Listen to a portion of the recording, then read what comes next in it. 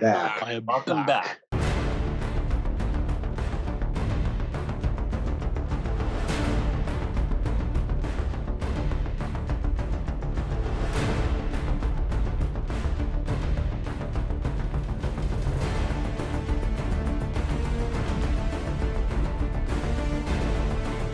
Oh boy. Okay.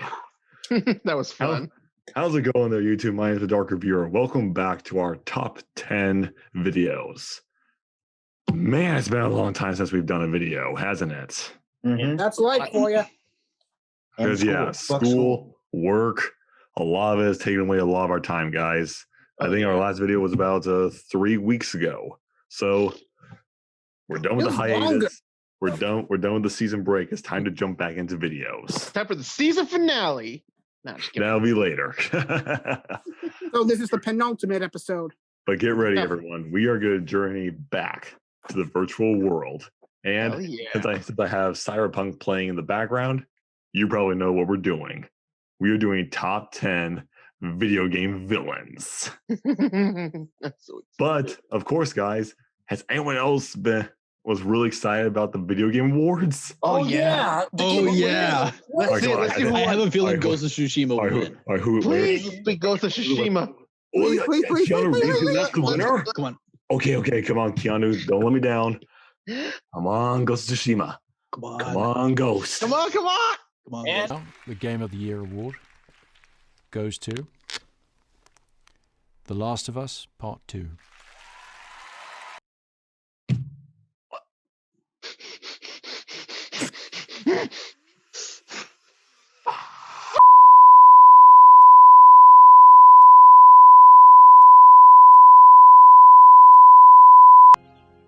Dear Lord, that's the loudest profanity I've ever heard. Oh. Fine.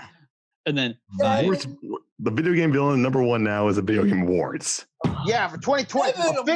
no No. Worst villain? 2020. It's all according to plan. Of course you would do that. Okay, Okay, well. okay, Eisen, calm down. But at least we got Sephiroth and Smash. it doesn't get rid of the pain, but it hurts a little less. Sounds like sex. So sorry about that, I'm gonna guys. say weed. We were letting out a little bit of rage for there because of course Yeah. everyone knows that the video game awards had Last of Us Part 2. 7 basically- awards. Easily awards. the most unqualified game to earn multiple awards. It has Really? been- Let alone one. Jokes, Okay. jokes aside though, we still love video games, no matter how many times people think that a lot of it is stupid, repetitive, and multiple times the Childish. awards. As my dad says. The award shows really piss us off with the Last of Us, but we are going to talk about some games that have been nominated in the past and are still cult classics, far fucking better than The Last of Us Part 2. I mean, A some the lot of I games are have. better than The Last of Us 2. Yeah, So- even Jump Force is better than The Last of Us Part 2. Oh, That yeah. makes sense as well. But of course, I also want to welcome back a friend you haven't seen in a long time. He took time out of his busy schedule to join us once again. Eric, welcome back to the channel. Yay, Eric. Are you ready for the multiple punches? And there No. was much rejoicing. Yay! After Yay. after coming out of semi-retirement because of my busy schedule and well, just how crazy this year's been. Indeed. I decided to kind of wake up a little bit and get back into the video just so I can, get a little more pumped up for what's to come. It's for his So, yeah. boyfriend. But of course, telling we you. have Nikki, who hasn't been on the channel for a while either, but he's we're gonna see what happens. But of course, the way things are gonna go up for this video, we're gonna go with me for going first this time.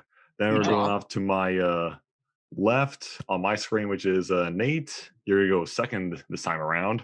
All right. Second Then best. that'll be Kevin, you're third. Yay, 3 Trey times is the time. fourth. EDA is the fifth. And Eric, you're gonna wrap us up with the Damn, best for the last. best for this last. time. Yeah, exactly. Best for last. Hey, Jinx, you owe me soda, Brandon. May the fourth be with us all. So Still- here we wait. go. We're going off to number 10. Oh, shh. All right. So 10. Shut up. number 10s are basically what kind of a message we're gonna and what theme we're going to be for the rest of our videos and what our lists are. So this time I'm going to kick us off with a tie for number 10, actually. Oh, it's Oh, hot. Hey, shit. what? Mhm. All right. One kind of made the idea of vampire games very, very fun to play. Wait a minute. Another made Dark Souls into an anime style fun game. Please, Number please. 10 Get up. is Kane from the Legacy of Kane Ooh. and Juzo Mito from Code Vein. Oh, Code Vein down. Yes, The buddy. psycho scientist. that asshole. I know. So, but let's go off to Kane first of all. Kane and the Legacy of Kane. Man, this series of vampires was just a full on like hack and slash, but a really deep in-depth story. I was floored with a lot of stuff that was happening with Kane's background, with how his story was unfolding and what led him down this path to become this like dark lord of all vampires. And he basically killed the main character, if I remember correctly, in the first or second game, and you're basically on this revenge quest. So it's another revenge quest game, but Kane just has a huge amount of power behind him to back up why he's like that. So granted though, he is a little tropey, is a little bit cliche with how he's like, oh yes, the world is plagued with all this and we are the superior race and all that. It's like, okay, yeah, it's a little cliche, a little tropey, but the voice acting for him was spot on. I love the actor who played him. And just, I'm going to leave right there because I don't want to go so far in depth with Kane, but let's go to Mito from Code Vein. This guy is the personification of a mad scientist who I hate his guts. I hate him so much throughout the game. Just, granted though, his design is so fucking cool. Will you cosplay as him? Honestly, I would absolutely do that. I would absolutely cosplay it as Mito. I would totally would. Plus, his sword that can count for like a blood lightsaber, literally. But it's just the way the writing was for him. He's just so cocky, but the way his dialogue works, it's like it's a knife just twisting the knife in you, just making you feel like shit. What he did to Yakumo's best friend and his comrades just for his experiments. Man, if anyone here who hasn't played Code Vein, play Code Vein. I will. Brandon, I have a question for you, Brandon. What do you think was the bigger emotion? The anger you felt at how many times you died fighting him, or the joy you felt when you finally killed him? I think Fuck that guy, New Game Plus. it was probably the rage I felt from dying so many times to him because Yeah. his moveset suck. There's only Yes. one enemy type I hate more than him, and it's the one in the swamps. You know, the ones that gather that light on their spines, on their back, Oh my God. and they just roll like fucking Sonic the Hedgehog. Yes. Through them. But There yeah. was one where I had to go in the dungeon. There was two of them. Fucking two of them. But yeah, Can I say that?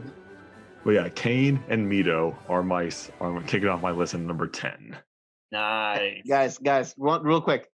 Hashtag gotta go fast. Gotta go fast. Gotta go faster for the Sonic. Petition to Brandon. Can we start a petition to kick Kevin off these videos? No, Okay. All right, I like fine. both of you. All right, Nate. Hand it off to you. Lead us off on your number 10. All right. Now, on the topic of like villains that are meant to be hated, I can definitely understand why people hate this villain per se, but for some reason, I think he just does so well for how malevolent he is. Number 10 from Black and White, Getsis, the leader of Team Plasma. What? He's that What? low? Pokemon already. Wow. Okay. Okay. Wow. Honestly, this was a real toss-up between Giovanni, Guzma, and Cyrus to put on here. But I ultimately went with Getsis because he's like one of the most craziest villains in the Pokemon roster. And also, he doesn't suck in the anime. Ouch. Hey. That is a fact, even though the anime is shit. But overall, like, he does his job as a villain very well, using like the entire Team Plasma, even using his adopted son N to do his own bidding. Whoa. Yeah, the overall goal for Team Plasma, they just wanted to liberate Pokemon from the humans, which in a lot of ways you can actually understand because there are a bunch of asshole trainers in the game. Guilty as charged. True. And very subtle undertones of using Pokemon for slavery the minute you capture them. Definitely. But overall, when you finally get to like the climax and after you beat N, of course, Getsis wants to take over the world by being like the only trainer to wield Pokemon. That it is pretty Hypocrisy. cliche. At the same time, you Yeah, can also shut see up. like the type of power that he wants in the original. Indeed. Indeed, man. And when he came back in Black and White 2, oh my god, that design. That freaking design. It's just Finally, beautiful. Pokemon made somebody look good. I know. And Hey. one dark thing that gets us done, and not even Giovanni or Cyrus has done this. Getsis commanded Kirim to kill the player character. I'm like, this guy, he lost his sanity already, but wow. Well, Nate, to be fair, did he even have sanity to begin with? That's Yeah, it's fair, like, can but, you lose what you never had? Exactly. yeah, but Black and White 2 just fueled it. But yeah, the only reason why he's number 10 is because despite some of the battles being good, I just have one problem that I have with it. Why in the world does he have a Hydreigon that is level 54?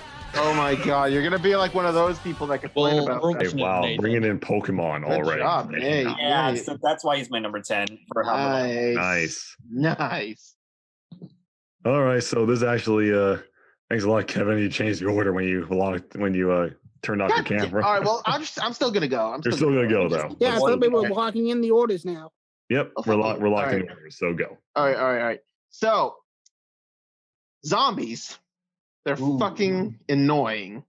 But you want to know what's worse than zombies? People. Okay, this game franchise, they have a lot of crazy people, but this is one of the few instances you kind of feel bad for him. From Dead Rising 2, the psychopath Slappy. Yeah, Slappy. Slappy. Yes. Who the hell is Slappy? He's a psychopath villain mini boss from Dead Rising 2. Yeah. Okay. I So, didn't play Dead Rising. Somebody give me well, the then shut description of up. this Let me explain. Sheesh. Why do you gotta be rude, EDA? Honestly. All right. Because I'm let me- Italian. That's how we operate. Okay. Let me continue. Okay. So Slappy, basically, he's someone who wears a mascot suit for this kids thing. I don't know. It never explains it. And of course, people wearing mascot suits, they're bullied to hell. But that all changed for Slappy when he met Sally, or another girl who wore a mascot suit. And they actually fell in love. Like, they actually liked each other for who they were. And they were even going to go on a date, which was so happy. And then the zombie outbreak happened and Sally died. So, of course, Slappy kind of lost it. And when he saw on TV that Chuck Green let the zombies out, he kind of went a little, just a little insane. With flamethrowers. Understatement. That's put in lightly. Okay, but when he sees Chuck Green, oh man, he goes insane. He just chants about like how he had a date and it was now fucked because of Chuck. He takes water guns with gas canisters and shoots them like flamethrowers. They're literal flamethrowers, dudes. And his theme, holy shit. Okay, for a guy as goofy as Slappy, his theme is fucking Man, it's terrifying. What? Let me tell you one lyric. I know you're scared. I'm like, okay, I am scared because this guy wearing a mascot's outfit with a freaking smile is chasing me with rollerblades and a flamethrower. I'm gonna be terrified. Yeah. So the only reason he's really low on my list, he's just a minor psychopath, but still, you kind of feel sorry for him. You know, he had this job he hated, and yet he found a girl that actually loved him for who he was and died. So it kind of sucks for him, you know? And he's also really easy to beat if you shoot him with a water gun. So it's, but okay, let me tell you one fact. His voice actor is the dub voice for Light Yagami from Death Note. I'm not kidding. And Rock from Black Lagoon. I'm not kidding. And okay, just his death scene. He actually pulls a jump scare. Okay, guys? Yep. Just watch his death scene, okay? So, yeah, Slappy's number 10 for me. Yeah, it actually scared me when that happened. So, okay, who's next? Fair enough, man. That's me. All right, Trey, go ahead. Number 10. Gonna improvise a little bit. Ooh. Test your might in Mortal Kombat. Oh my Island God. of the most vile sorcerer alive, Shang Shang Tsung. Tsung? Shang Tsung? Ooh. Number 10. Please explain, Trey. I love Shang Tsung. He's honestly probably the most effective villain in Mortal Kombat, especially in Mortal Kombat 11 Aftermath. Oh, yes. Yeah. Yeah. Yes. Now, I know that the new reboot timeline is very Fucked up. divisive amongst the Mortal Kombat fan base. But in all honesty, though, I do like how they made Shang Tsung and actually the intimidating, manipulating mastermind that he is in the Aftermath expansion.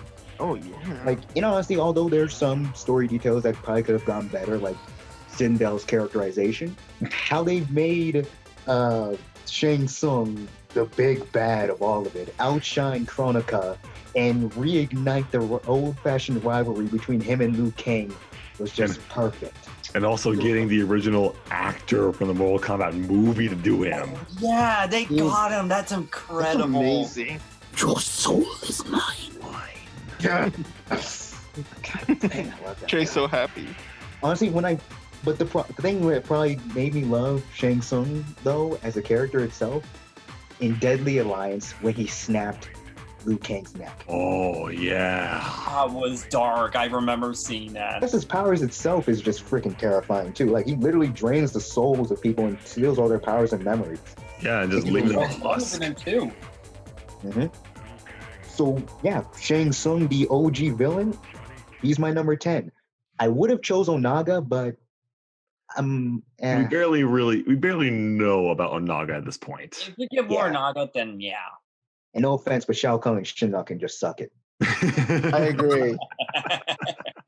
Honestly, they do suck, honestly. Fair enough. Alrighty, EDA, you're number 10. All right, number 10. Raw. Just kidding. I'm sorry. I really don't want to torture you guys with my singing, so I'm just going to say it. Number 10 is Sanji from Tales of Vesperia. Sanji? Yes. The psycho guy, if I remember right? Yes. Okay. Hotfoot Sanji? Nice. There's only two characters that are not the final boss on my list. He is one of them. That should tell you how much of an impact he had on the series, on the game. Oh, yeah. This guy is insane. No. First of all, he breaks into a castle to kill the captain of the royal guard, or what I forget. Right? But he doesn't. But here's what he does: when he doesn't find him, he tries to kill you. Yep. Just because you're in the way. And he has that assassin's pride. He keeps coming back stronger and stronger and stronger. Hell, at one point he turns into a arm. He literally turns almost into a cyborg by the end of it. It's terrible. I know we didn't really get to see him fight in dynamic ways, but he's terrified me a bit. Okay. However, because he's not a final boss, he does lose a lot of points. Fair point. Yeah. But damn, nice. Tales of That's how you kick off number 10. Also, Nah. there's Excuse me. What was that, EDA? For me. Yeah. Okay. Also, there's an interesting fact about like Zanji. His English voice actor is the same as Captain America, Izio from the Assassin's Creed, and friggin' Sonic. Oh my god. It's literally Sonic, but as a psycho. Nice. Eric, please wrap up number 10s. All right, guys. So, are you a man of history, Mr. Drake? The fuck? Zoran Lazarevic from Uncharted Among Thieves. Oh! God. What? Now, Wait, no. is that the number 2 game? Is that the sequel? yeah, Okay, good. considered the best of the series. Oh my Now, I god. agree. Now the problem I have with all Uncharted villains is that they're pretty much mostly one note to begin with. So I figured the one that made the best impression on me would have to be Zoran Lazarevic. And for those of you who don't know, the voice actor Graham McTavish, he's the same guy who voiced the hologram of King Atlan in the Aquaman movie and played Dwalin from the Hobbit trilogy. Really? Oh. Who cares about the Hobbit? I'm just kidding. I'm sorry. But what made it, So he was a thief, he was a merman, and he was a hobbit. What's he gonna be next? Imagine if he got into Sonic and played like Knuckles or something. so So Go ahead, Zoran Lazarevic makes an impression because aside from your stereotypical Southeastern European villain, he really tests Nathan Drake's character here. And that's what I like about the villains for the most part, despite being one note, is that they test Nathan Drake's character all the time. Like Zoran in particular, he's essentially a mercenary, a war criminal that NATO thought was dead. So he was going around hunting for Shambhala.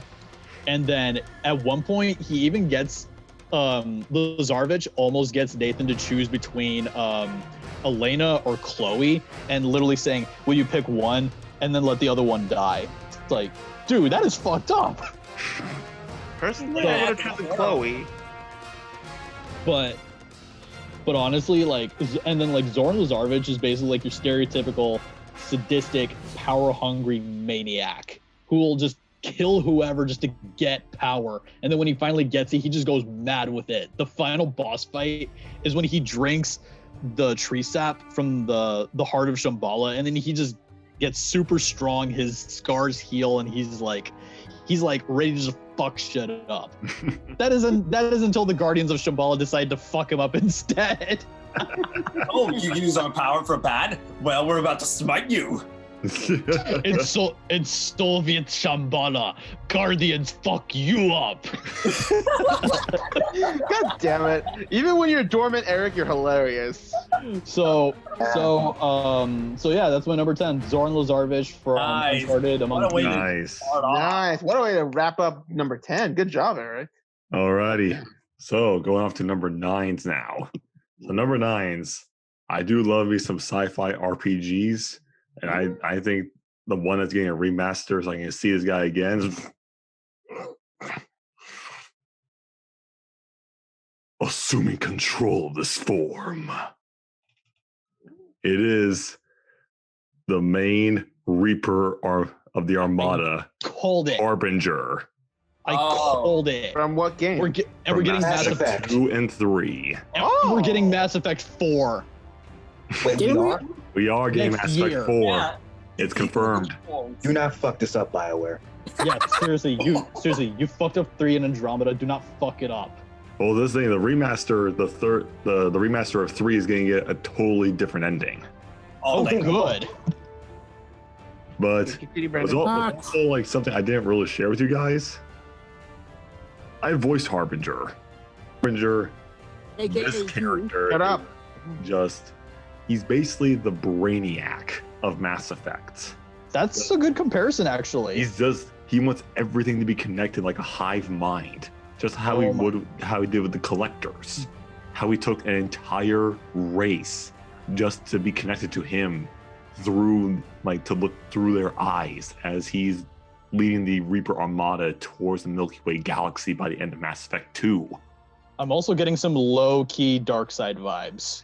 That could be a good comparison too, because that's literally how the Reapers operate. They wipe out all of indigenous superior life to make way for a new generation to just destroy them again and again for these cycles through over 50,000 years.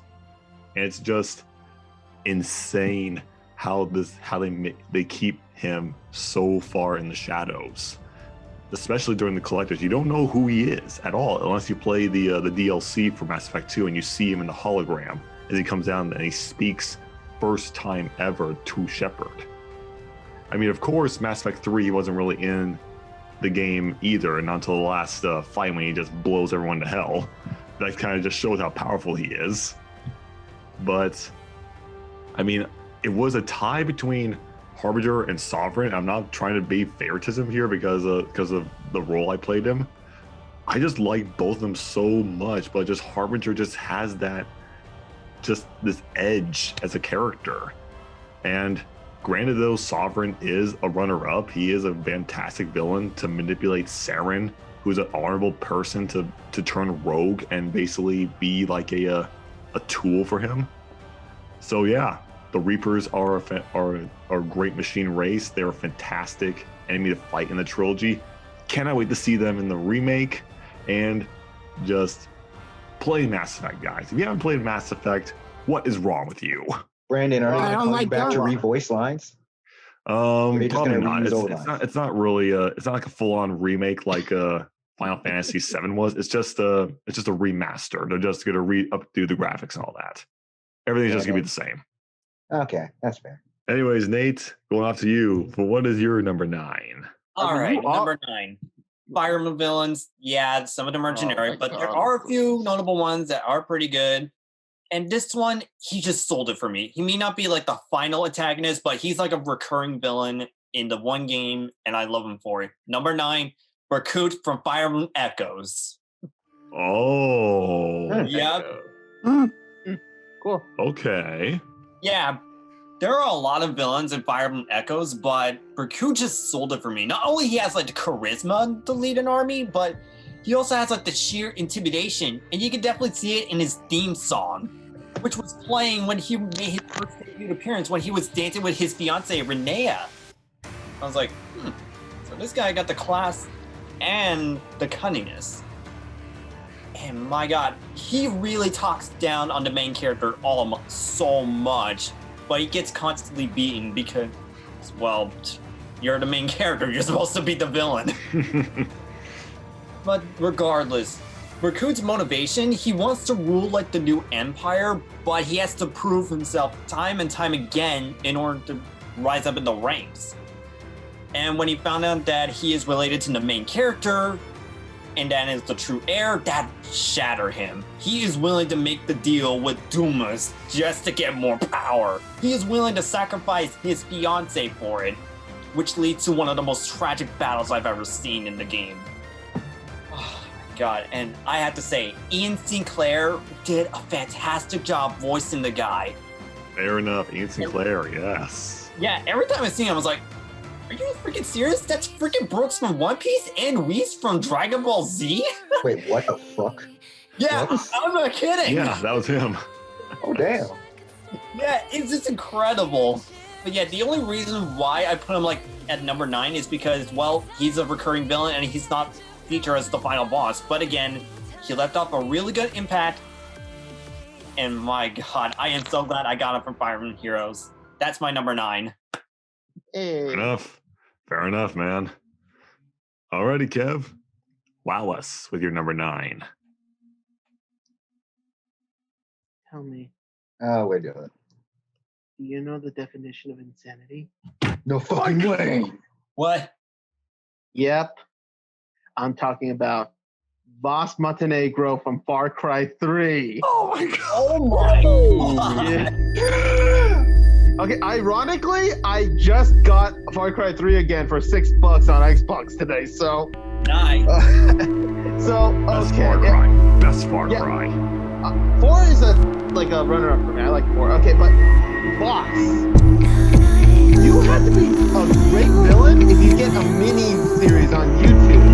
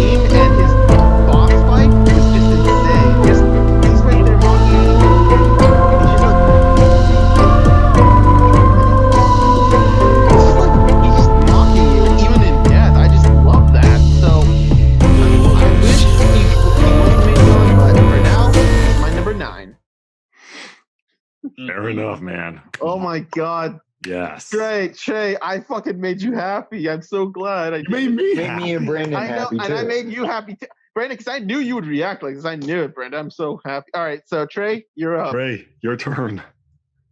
All right. This fool realized he can't always fight nature. He can't fight change. He can't fight gravity. All Dutch Vanderlyn ever did was fight, just like how he fought his way into my number 9 spot. Who? Dutch Vanderlyn from Red Dead Redemption and Red Dead Redemption 2. Oh, Dutch? Red Dead.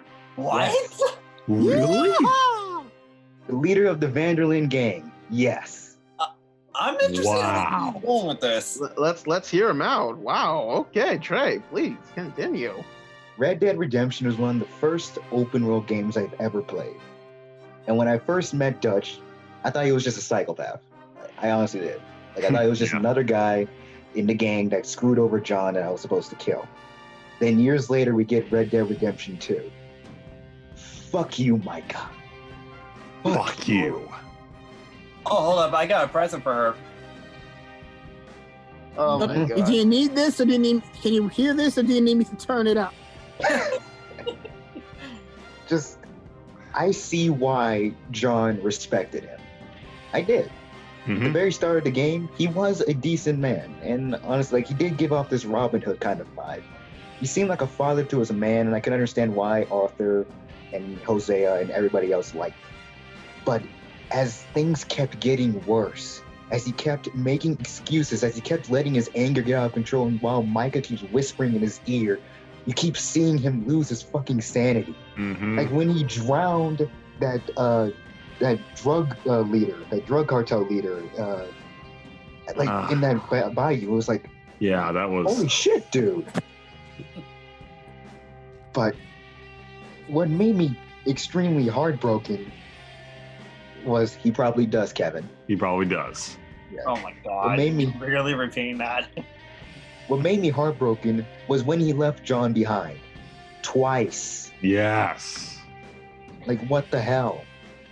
Like, it's at that point where Arthur's literally the only person that's giving a shit about the people in the gang, while Dutch is just holding on to a dream he never really had a chance of really achieving.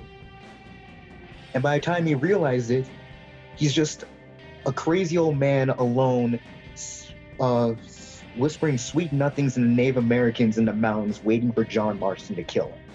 Yeah. An old dog waiting to be put down. He is a tragic character, and seeing him go from more or less rags to riches to rags again, eventually to his death, was both heart-rating and a bit frustrating. The reason why he's this low, though, is again because of his fucking incompetence towards the end. He just kept saying, I have a plan. I have a plan. I have a... Motherfucker, you're getting Native Americans killed. What plan? What planet involves that? Exactly. It sounds like the Colonel Red Custard. You know, maybe it's got to be Druckmann because this is an inconsistent plot. Fair. Yeah. Probably. Oh man. also like the Red Dead debates around- Redemption. Mhm. Both those games broke me. Trey, I applaud you. I I'm gonna applaud do you a for snap. that. I'm gonna Thanos snap. Applaud you. You better be focusing on Micah. Alrighty, EDA. What is your number 9? Well, this one is very fitting to be at number 9. I will regain my rightful place in paradise. My path will be paved in the sins of man, and yours, Dante, shall be the bedrock of my return. And all that is good shall be gone from the universe forever. Oh my god. Himself from Dante's Inferno. Oh, I thought it was Devil May Cry. Another game I help voice. Who are you? Okay. Yes, we all know the story is same, right? Blah blah blah blah. That jealous guy, hell against God. Blah blah blah blah. This is a reimagining of the brilliant book by Dante Alighieri. Okay, I have all three. I reread it probably like twice by now. Oh, Oh, you got it. I had to read up on both, like, because I wasn't it wasn't Lucifer. I was wrong. I was actually King Minos in the game, the snake guy. The judge of the damned. Who comes into my house of pain? Yeah, can you please keep it good? I'm sorry. But yeah, go ahead, go. Sorry, I'm sorry. I love this game. I love that game though.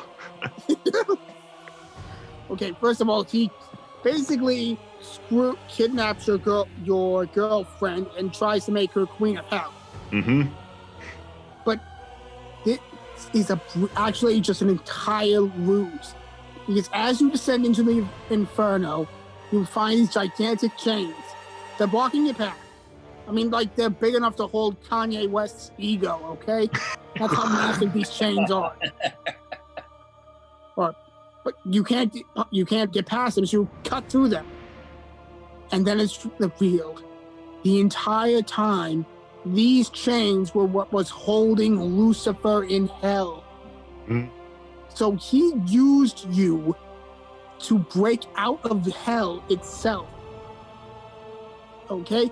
And first of all, his first boss form, that is an amazing level of detail they put into that. That perfectly captured all the three heads. Awesome. And the second form, that is a devil you want to fear. He's literally a horse's ass. Go. Literally. And did anyone else notice that in the final boss scene when Dante is forcing the cross on him and you look really closely, you actually see his dick flapping in the air. Oh God, it is. Are you sure that was his dick and not the Yeah, keep going, please. No. Yes, but the only reason he is this low is that sadly you will never get a trilogy of games for this series. Yeah. Yes. I would have loved to fight through Purgatory and Paradiso, but the fucking life just sucks sometimes. Yeah. Yeah. Brandon, sorry, keep going. No, I'm done. Brandon, can I ask, why did you focus on his dick? I didn't focus on it. The camera focused on it. Sure, I believe that. Right, if you say so. Eric, Brandon. go to you. Number 9. Okay. Number 9 is going to be Sarah Kerrigan from the StarCraft series. Oh. Once she was a very loyal psychic Terran soldier until Admiral Manx just left her in the Battle of New Gettysburg to fend for herself against the Zerg. Yeah. Admiral Manx is a dick. So happy. Speaking of dicks, I was almost considering adding him to the list, but nah, Sarah Kerrigan was far more interesting as a villain because she's a main character and she's a hero turned into a villain. True. I mean, the fact that the Zerg noticed that she was a psychic, they instantly converted her into a Zerg minion, or the Queen of the Blades. And then she becomes like she plays like a huge role in the Brood War and in StarCraft 2. Indeed. And the DLC, Heart of the Swarm. Yeah. And then in the epilogue, she becomes a Xel'Naga. Oh man. So I was almost getting some like serious Jean Grey vibes when she turned into a Xel'Naga. Basically, she basically turned into like a universal entity. But deep down, she still does not like have any like hard feelings towards Jem or anything. So she not anymore though. Yeah. All right. So number 9 is going to be Sarah Kerrigan. All righty. Nice. So going up to number 8. Also, Kevin, really? Yeah. Dude, it rhymed. I'm sorry. Okay, guys, for those who don't know, when Eric said that name, something with Aga, I said, is that Onaga's cousin from Mortal Kombat? I'm sorry. Brandon, please go. Please Yeah. go. So number 8, we talked about the devil himself, and we now just referenced a Blizzard game, why not combine both of them? Oh, huh? Our one war ends today. Imperious. That is right. The Lord of Hatred himself, the new prime evil, Diablo, from the Diablo series. Okay. Oh shit. That's right. When I was introduced by a lot of my gaming has been introduced to me by my dad, who I really thankful for introducing me to this medium of storytelling and entertainment. When he introduced me to StarCraft and Diablo, I love games now. Just the amount of effort that Blizzard puts into both those franchises is just absolutely mind-blowing. And when I heard about Diablo 3 coming out and I shared it with my father, he actually was so excited. He made a pre-order just for me and him just to play it. The new technology and the new design for Diablo in this game was just whoa. That's intimidation if I ever saw one. I mean, granted though, he was basically he took over a girl's body, but there's a reason why he wanted that body, because she was the daughter of the being that killed him in the first game and took his soul stone to keep him locked away. That was the twist. It's literally Adam Warlock and Vision, but as a bad guy. Literally. But when the Dark Wanderer became Diablo in Diablo 2, that game just left me just speechless with how the story was going, how you were being played. And just when the Diablo 3 and now we got Diablo 4 coming out. Oh yeah. Diablo's design in both these games. This is the reason why I think Diablo is the #1 devil in video games. His voice, his powers, his design. And you know for a fact that Blizzard puts some time and effort into it because the sound designer is the same voice for Diablo. What? Yeah, the sound designer who works at Blizzard is the voice for Diablo. Dude, that's a resume. That is a resume, just like how Matthew Woods is the sound designer for Star Wars and the voice of General Grievous. Mm-hmm. Oh my fucking lord.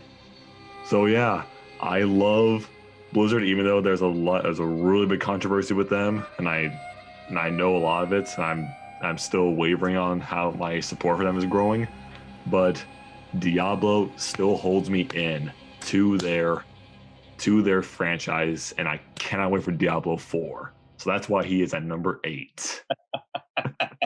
Nate, I see Brandon once a week once quarantine's over. Okay, I don't need an autograph. So Nate, what is your number 8? Alrighty. Nate the 8. Oh my god, Brandon. Fucking No. You got to pull one from Uncharted 4. Nate the Great. Nate the Great 8. Oh, what? Sunglasses. Yeah. Oh man, he's embracing that title. fuck, I know who it is.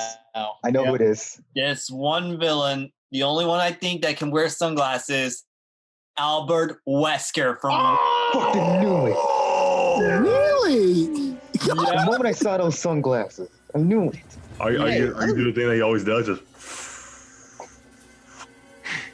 He always like that guy is so over dramatic, but you cannot let that fool you. This guy is cunning to the max. yes, he is. He even though he pretends to be like a good guy by working with stars in the first game, as the series progresses, his insanity just rises up to the next level. And when he got those new enhancements in the 5th game, oh my god. Yeah. He catches RPGs. Literally, but this guy. Oh my god. And the movie version of him sucked. Dude, everything about Resident Evil movies suck. No way. And even though he's pretty intimidating when he's fighting regularly, but when he gets serious, he takes out the glasses and he becomes one of the fastest villains in the Resident Evil games. Like, seriously, you have to time inaccurately to shoot him. Yeah. You need to distract him. Also, I had to bring in Marvel vs. Capcom 3. Yes, there we go. There we go. Where the fuck was he for oh wait, never mind. Infinite was trash. Never mind. Oh, what's Infinite, huh? Oh my god, his fighting style in that game, it's just ridiculous. Like, where is he getting those like flashes coming from? Did he learn some teleportation from Naruto? I don't know. Fucking I highly viruses doubt and it. Resident Evil do everything. I had to. The only reason why I think he's only number 8 is because, well, he can be a bit overrated, and sometimes the haminess can be a little weird. But you cannot let that fool you. He's just a big threat. He's very iconic. And my god, they better bring him back for a future game. I would love to see that. Yeah, except let's not have him turn into that big ass monster, because that was such a. In Resident Evil 5, yeah. Yeah, even though like the regular boss fight was good. Boulder punch. Backside. Why? Okay, I give up. That's my number 8. All right, nice. Alrighty. Good job. Trey? Or no? No, it's Kevin's turn. Kevin. So, who likes fighting games? No. Okay, before you say it, no, it's not Mortal Kombat. It's not Mortal Kombat. Of Okay, course it's not Street Fighter. Oh, I know. It's from an anime series. Yeah. Blaze This Blue? guy's- and Jump this guy is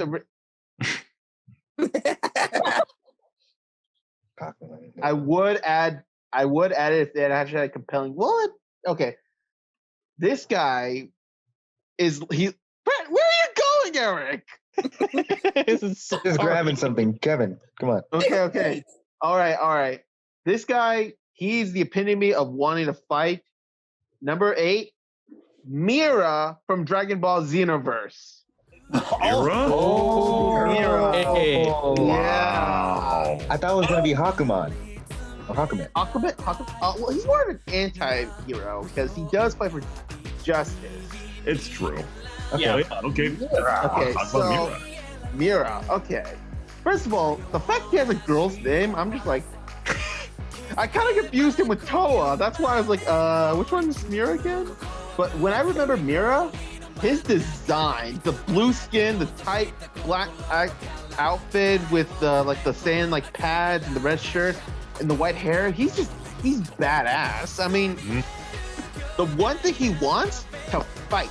He was made as a clone of the Demon Realm by Toa to fight.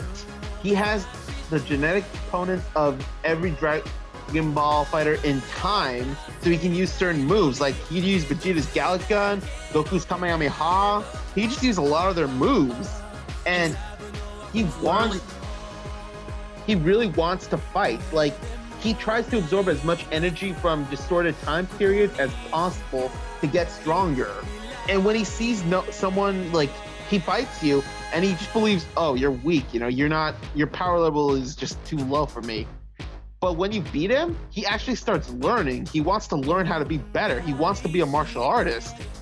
Even to the point where he absorbed Toa's powers to become essentially a Super Saiyan 4. Literally, his design is like a Super Saiyan 4. Oh, wait. It has an Infinity sign, so do you think it would be Super Saiyan Infinity? Whatever. But still, just, man, the fact that you need Goku of all people to help you beat him, and even when you beat him, he comes back to fight Bardock. And their fight, you see the respect they have for each other, Because Mira is just shocked to see this guy keep continuing to fight, even if his power level is low. And when he's defeated, he just smiles and says, does this feel how it feels to lose? It's not a bad feeling. Because he wants another fight. It's Special beam cannon? Yeah, well, that's true, I'm guessing. But I thought they were husband and wife, actually. But it's technically he's a clone. Only But master and servant. So he can still use a special beam cannon for if He's he still wants. good. Still good. Yeah, but still, yeah, he's kind of low on the list because he's technically a servant, but still, he's got this kind of pride about himself. Like he'll even disobey Toa just to get power, you know, because this guy, he's just a warrior. And seeing him come back in Kakarot, I'm like, wow, that's really impressive how he came back. It's just I want him to be officially canon because he's a good rival in a way, you know. Yeah. So yeah, he's my number 8. We gotta play Xenoverse again, man. Oh yeah, So- yeah. Not gonna lie, am I the only one that thinks of him as like Cell, but as a demon lord or something? That's he- literally what I thought of when Yeah. I was facing him. I literally thought that. He's part of the demon realm, so yeah. Technically, Alrighty, Trey, what do you got? Dr. Trey. Okay. Who likes Call of Duty? Oh, They can be hit and miss, but continue. Please. You guys want to know what the best Call of Duty game ever is? War the War? The one that never existed. Black Ops 2. Black Ops 2. And its villain, Raul Menendez. Oh. I gotta go. Holy shit. Okay. I think I made Kevin hype. Wait. Trey. Yes? He's Yes? on my list. He's on No my list. way. Oh. Ah. Okay, continue, please, Trey. Please. All right. Let's start off with his introduction. He punches a fucking radio and dares you to shoot him. He literally says, "Are you going to shoot me now?" And he's Yeah. like, holy crap, what the hell's going on? he literally It's pulled just- Heath Ledger. It's like, shoot me. And then just unpins a grenade, tosses it on the ground so his soldiers can just fucking dive bomb him Protect- while you wrestle with him and then shoot out his eye. And Yeah, even though but- you okay, shot wait, his eye, you lost. You lost that fight.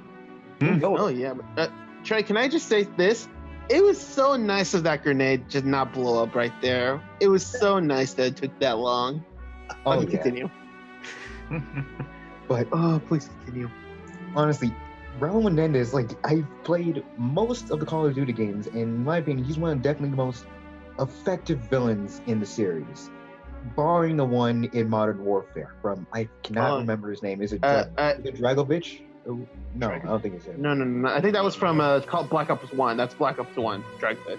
Whatever. Well, still, Whatever. Raul Okay, Menendez continue. ranks up there because, like, he is literally a Call of Duty protagonist gone bad. Like, Oh my God, that's play as true. him in the Yeah. main Oh, story, and he kicks face. so much ass. Yeah. Basically, no, Trey, listen. He's Trevor Phillips before GTA 5 because literally that was Trevor Phillips' rage moment. Yep, I love and that moment. Hispanic. He's Hispanic, yeah. But in a way, I kind of sympathize with him because if Woods hadn't then killed his sister, he probably wouldn't have done all of that shit that he did. He probably would have still just been a Drug cartel mid to member. low level drug lord that he was. Yeah. But then after that, he pretty much went all out. He nearly got Alex Mercer killed, depending on how you play. Mason, He yeah. kneecapped Hudson and slit his throat. Oh, Left David Mason to die in a burning building. He keeps terrorizing the fuck out of him. He kills Harper. He kills Harper. Well, no, he forces Fareed to kill him for loyalty, but okay, Trey, the thing is, I played the campaign just 2 days ago, and I did that. It's just heart-wrenching. He pushes both you and Section, both you and the main character, to your mental limits, so it makes it all the more satisfying to take this fucker down. But you wanna know what sucks is? When I first played Black Ops 2, I didn't play any of the strike missions. I didn't know about the whole choice thing. So when I took him down, he got out and killed Woods. And I was like, damn it, Jake! Like, no. Dude! I know! Oh, wait, Trey, did you see the after credit scene? What do you got? Damn it, Trey. Oh, Blood, darkness. I shall drown the world in both.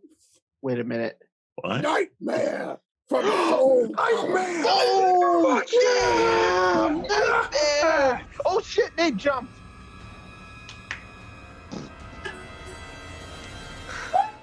Oh my god, Nate, are you Oh, okay? man. Damn, Nightmare. everyone's leaving. He is a major Soul Calibur fan. I am now learning that. First of all, his design. Dude, every fucking time is this. He is radiating power and fear. First of all, that hand alone. Yeah, just his hand. Oh my god.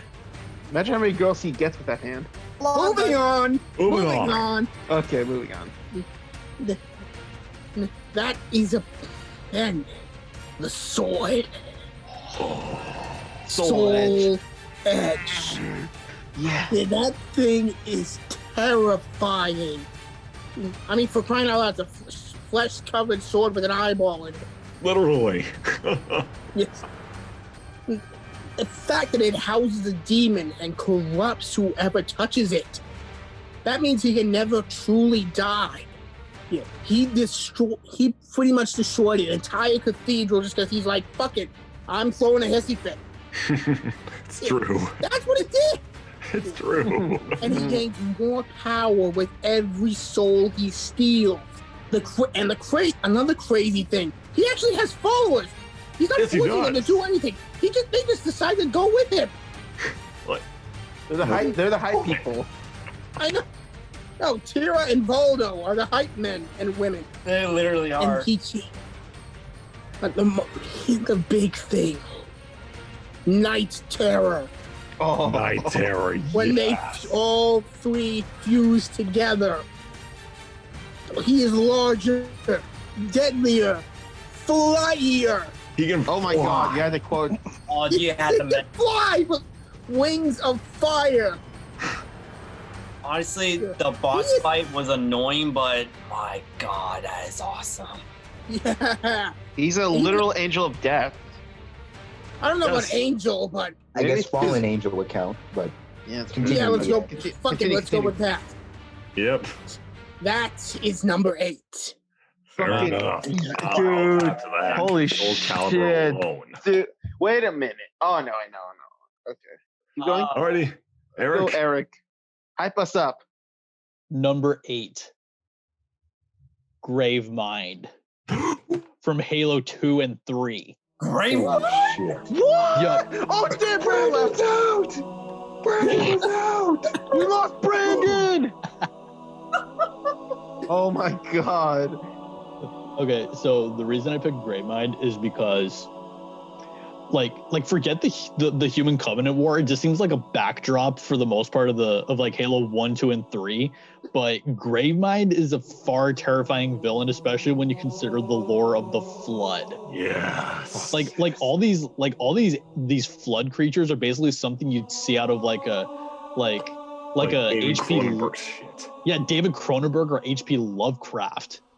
But then once you see like Gravemind for the first time in Halo 2, after John 1:17 gets captured, it's like, holy shit. I am the monument to all your sins. He reminds me of the Magnificent from Power Rangers. Yeah, that's true. It does. And like the fact that basically the Flood are basically just a bunch of parasitic life forms in the galaxy. But so given that Gravemind is essentially the sentience of all the Flood creatures, basically his ultimate goal is total domination. Can He we wants also to say that assimilate he's all life in the Brainiac universe. Is person? what you're saying. So in a sense, very similar to like it has like a very similar gravitas to the Harbinger. Oh from the yeah, Mass Effect series. Oh, yeah, that is a pretty good comparison. Think about it. nice man. Well, So, thank you, Eric. I wanted to find a villain from the Halo franchise, but I just couldn't think of it. God damn it, So Eric. thank you. Thank you. Fucking. Our Like, these Eric. video game villains, guys, we put a lot of time and effort into these. So in conclusion, I picked Gravemind because like he is far more like terrifying on an existential level in the Halo series. Mhm. fucking Eric. agree, Like man. like Holy- forget like you're always fighting the Covenant. It's like these are just a bunch of faceless aliens that you just shoot down in a war. I want someone to like really grip me like straight to the core. And the Forerunners are That just sounds really wrong, boring as shit. Eric. Are just frustrating as Far fuck. better than the main villain in Halo 4. Oh. Oh yeah. Don't even Yeah, me remind me too. about Halo 4. 5 was even worse. Let's just agree that the whole series ended at 3. Okay, let's continue, yeah. Brandon. All right, Brandon. number 7. Oh boy. Oh no. He took his weirdest clothes off, guys. Tell me something, my friend. I ever told you No. information of insanity? No. Yeah, it is. No. Damn it! If I put him in. But Oh, It's a tie. tied with someone who I wish they would have done a remake first, because this guy I think is far crazier than even the Joker himself. what? That's a bold claim, sir. More. I want to destroy more. Kefka from Final Fantasy Kefka. VI. Oh my god! Nate, How again? Dude, how many people are gonna jump out the chairs this video? We love video games. You love video Brandon- games, man. Brandon, You love stuff. one thing, Brandon, I think you're gonna have to put a counter for every time someone stands up. Probably. But yes, Okay, continue. Boss Bluff. Montenegro from Far Cry 3 and Kefka from Final Fantasy VI are tied at number 7. Oh my god! I wish I would have put Kefka What on can my I- list. What can I add that Kevin hasn't set the bar already for Voss? Probably just he's basically insane Shakespeare with the amount of monologues he has. Oh yeah. Shit. Just like he may be like just psycho pirate crazy, but he has dialogue like it's written by Shakespeare. just the amount of writing put into this character just makes you empathize with him too, especially when he's like just trying to make you the player choose who is even like worth saving or killing. Is it me or the people that you associate yourself as them? Is it me or them? Me or them? Dude, this guy is just like we said before. He should have been the main villain throughout the game. Fuck you, Ubisoft. His boss fight was even the perfect finale. Let's be real. Yes, that's true, but that should have been the finale instead of that fucking sex scene. Oh my god. Oh dear. But let's go off to Kefka. Oh yeah. This guy, as much as I love Sephiroth, this guy was the first one to get me into Final Fantasy. He just destroyed the world for the lulz. He doesn't care. He just destroyed the entire world just because he wanted to. He literally caused the entire continent of the kingdom to break apart and separating you from your teammates. He would poison the water of an innocent town just for nothing, just because he wanted to see them die. He's always like playing mind games with everyone. That's what makes him so good. He's just so unhinged. That's why I think he's actually far more sadistic and crazier than the actual Joker. I also just love his design. Just a twisted jester just gone mad. And the voice acting. Both the Japanese and the English version of him just are so good. I see a poser. I just love the idea of Final Fantasy VI. I wish they would have done a remake for that game. I know. As much as I One day, love Brandon. 7, One day. as much as I love 7, I want one for 6. just to see the entire game in that engine they did for Final Fantasy VII, the remake. But yes, two of the most psychotic, crazy villains, Boss Montenegro and Kefka Palazzo, are at my number 7. Nice. Nice. Good job. Okay. All right, Nate, are you gonna make us jump again? Oh boy. Oh, Mad dear. Doctors. Sometimes they're cartoony, but they're also just as deadly. For number 7, it is not one, but 2 Mad Doctors I hold in high regard. Wait.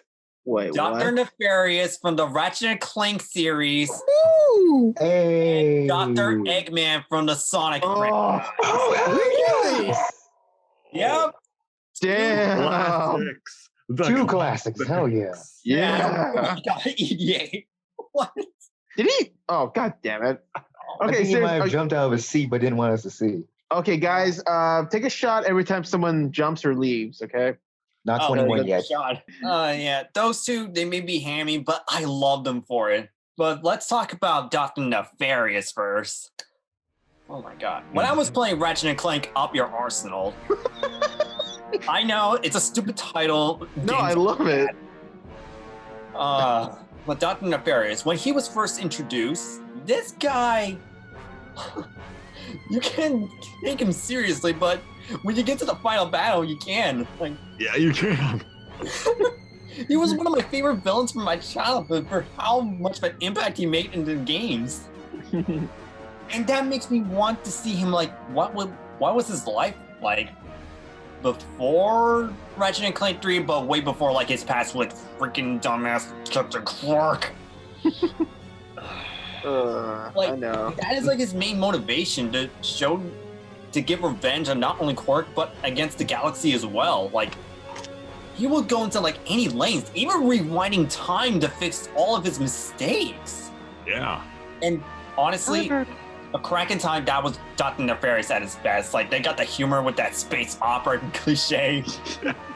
And the final, and his fight in that game, it was just beautiful. Even though I died so many times in that fight, it was just incredible. And also, even though some of the ladies may look questionable, he is a bit of a womanizer. So for a robot, he definitely has his charms. Well, wait, one more thing.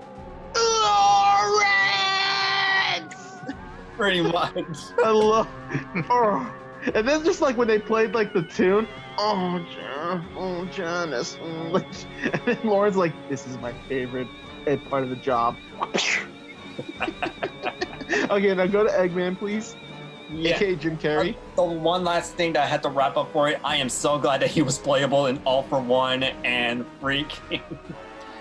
And I am so happy that he's back for Rift Apart. It's just beautiful. But yeah, let's move on to Dr. Eggman. EDA. No. Dr. That Robot. was a thing that happened. Okay, keep going, Nate. I'm sorry. Yeah, Dr. Eggman, if you really think about it, in the classic games, he has done some pretty dark stuff. I mean, using animals to create robots?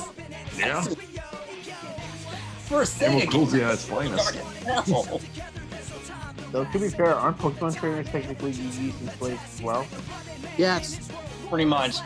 And even though, like, some of the classic boss fights in the regular Genesis games may be a bit silly, but when he goes into, like, 3D in Sonic Adventure, oh my god, he got way more recognition.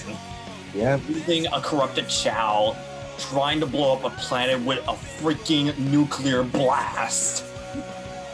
And creating a bunch of doppelgangers, trying to harness dark powers, to freaking creating a music park, going back in time, and using like an apocalyptic theme to it, and using illusions? This guy has so many plans up his sleeves. He never gives up. And remember the time when he tore apart the Earth's tectonic plate system and turned Sonic into a werewolf? Oh yeah, That was that's probably the most fucked yeah! up thing ever Oh done. that man. was insane. He tricked Sonic I like to that have game. his super form. I was like, okay. Now Yeah, he beats Supersonic. He's the only villain that beats Supersonic. Wow. And my god, major props to Jim Carrey. Yes. That is Oh, a perfect casting choice right there. The Kevin and I legend saw that of film, and we actually enjoyed it. Oh yeah. I brought you a latte with steamed Austrian goat milk. What do you look like, an imbecile? I love the way you make it. I love the way you make them. The goofiness for this one. And then by the end of the movie, when he looks like his video game counterpart. Do some rock innocence. Come on, that's hilarious. Oh man. Good job, Nate. Yeah, There you both go, Eggman and Nefarious are over the top, but I love them for it. They're my I number. fucking agree. And Dude. way to go at lightening the mood because we've been listening to some pretty dark villains so far. Yes, we have. I have. You know what? I gotta add on that for mine. Alrighty, what do you got? All right. Tell me, what makes a good president? Intelligence. and charisma, and he has to give a good ass speech even though he doesn't write it. And one of the most important things ever, nanomachine son. Yes. Number 7, Senator Stephen Armstrong from Metal Gear Rising Revengeance. Yeah. Oh my god. Yeah. One of my Okay. favorite boss fights ever. Oh yeah. Okay, I so love Revengeance. yes. I can't wait to play it.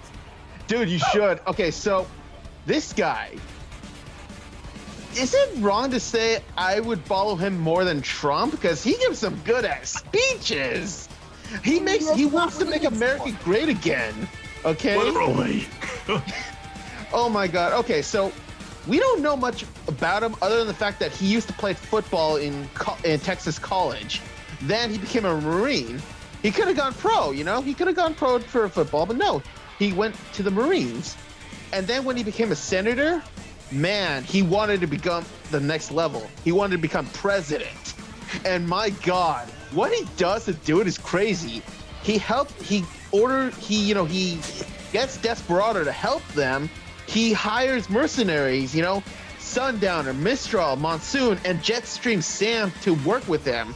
And these people are loyal to him. Like, if you could get these guys, if you could get a woman who's kind of a enchantress, a guy who talks about memes, a fucking Californian, and a Spaniard samurai to join you and believe you, you're doing something right. He may have appeared.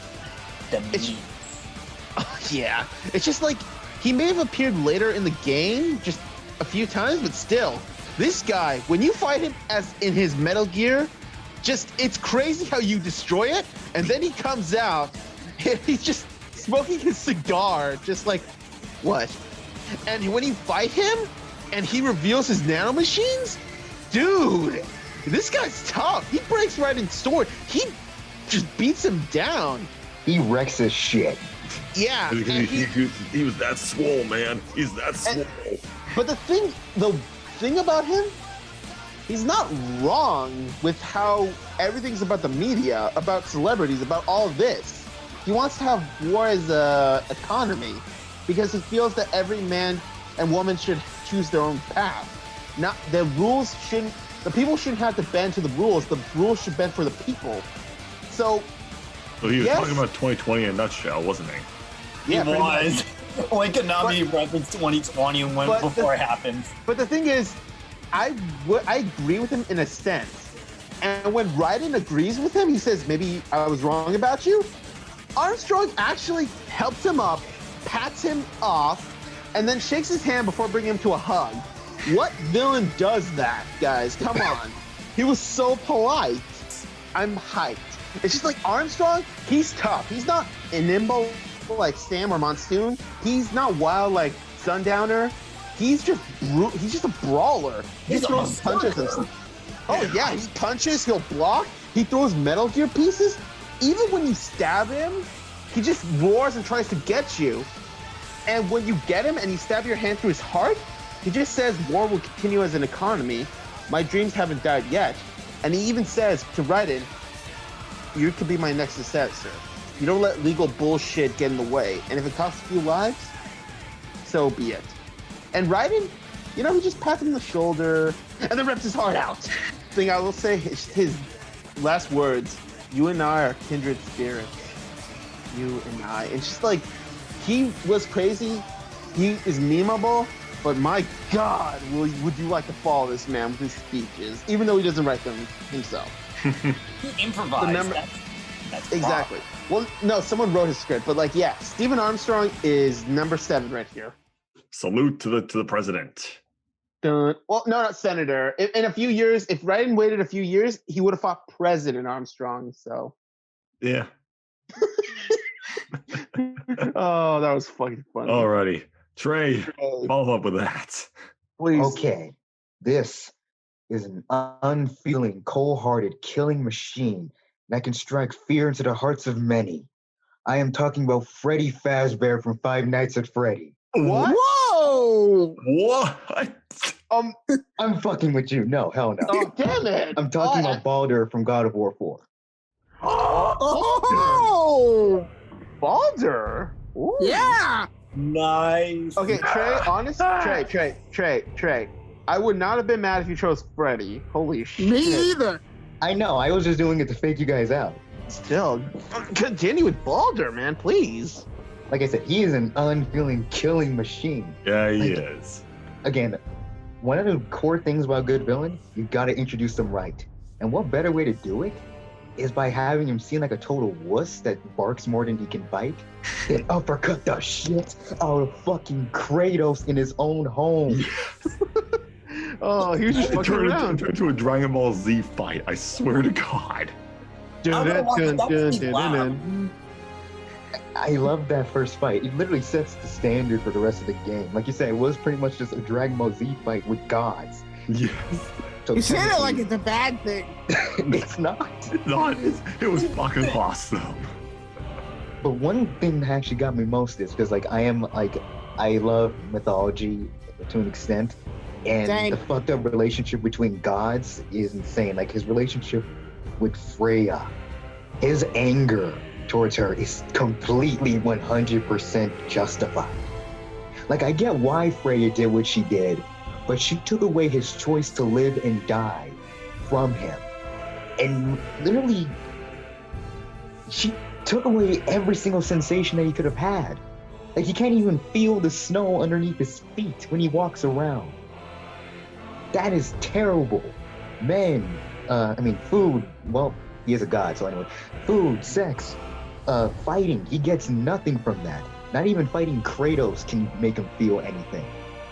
And when you replay that game knowing what you know, when he says, I can't feel anything, it first comes off as intimidating, but once you know his full story, it's like, shit, Frey, you really fucked up.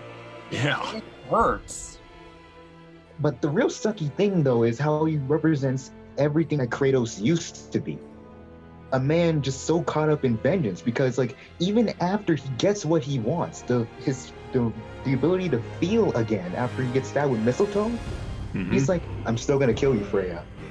And it's like, Kratos still has to jump in and stop him. Like, you don't want him to die, but it's like, he's not stopping. Yeah, both Kratos and Baldur are literally two sides of the same coin. Yeah, and Kratos himself realized that near the end. That's why he tried so hard to tell him, this path will lead you nowhere. Don't go down the same road I'm going. But he wouldn't listen. Yeah, don't kill all the gods. Better than this. EDA. No, EDA did that right. That was just heart-wrenching, honestly. Yeah. Baldur, in my opinion, is probably one of the best things of God of War in the remake, actually. Like, because he's constantly, you're always on the run from him. Kratos is on the run from this guy. That speaks volumes of what he is. And plus, you get to fight him on a fucking dragon. Nah, that's about it. Oh, Baldur, yes. the number 7. War. Cannot wait for God of War 5. Ragnarok. is upon us. I can't wait to fight Thor. I get to kill Chris Hemsworth.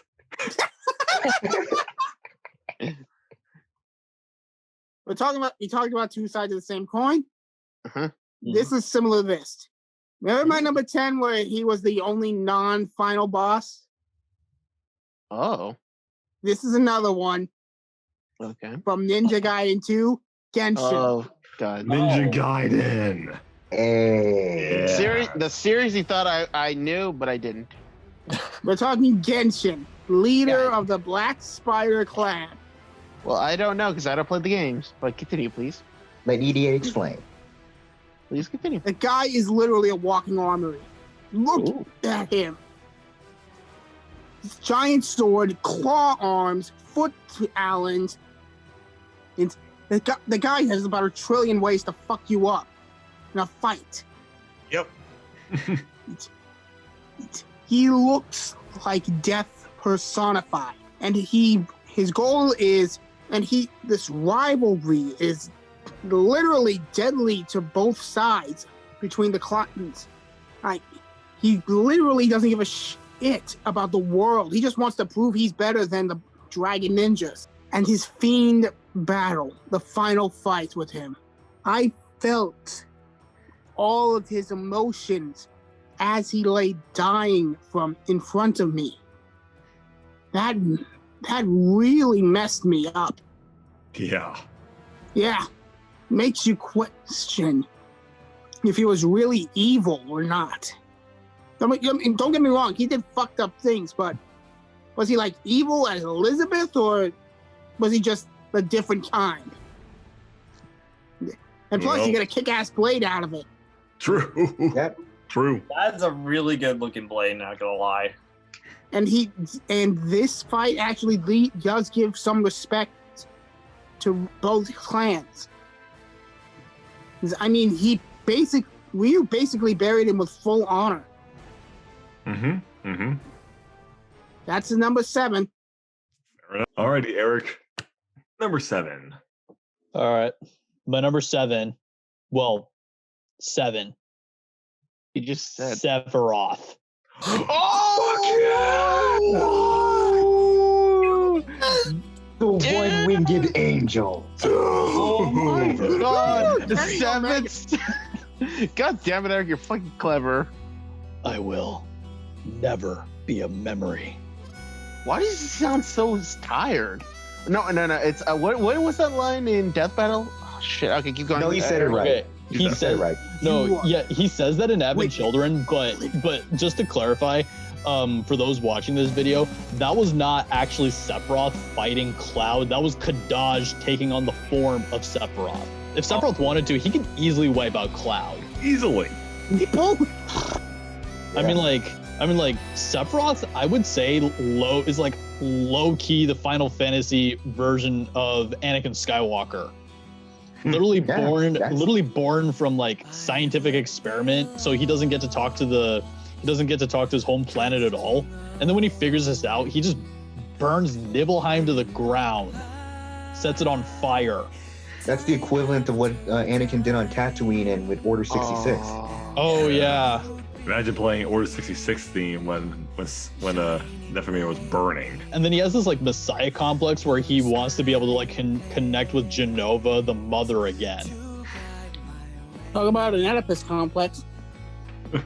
Oh, Oedipus Not complex. wrong. True. Damn it. Keep going, Eric, please. A weird twisted Messiah complex. That's one way to put it.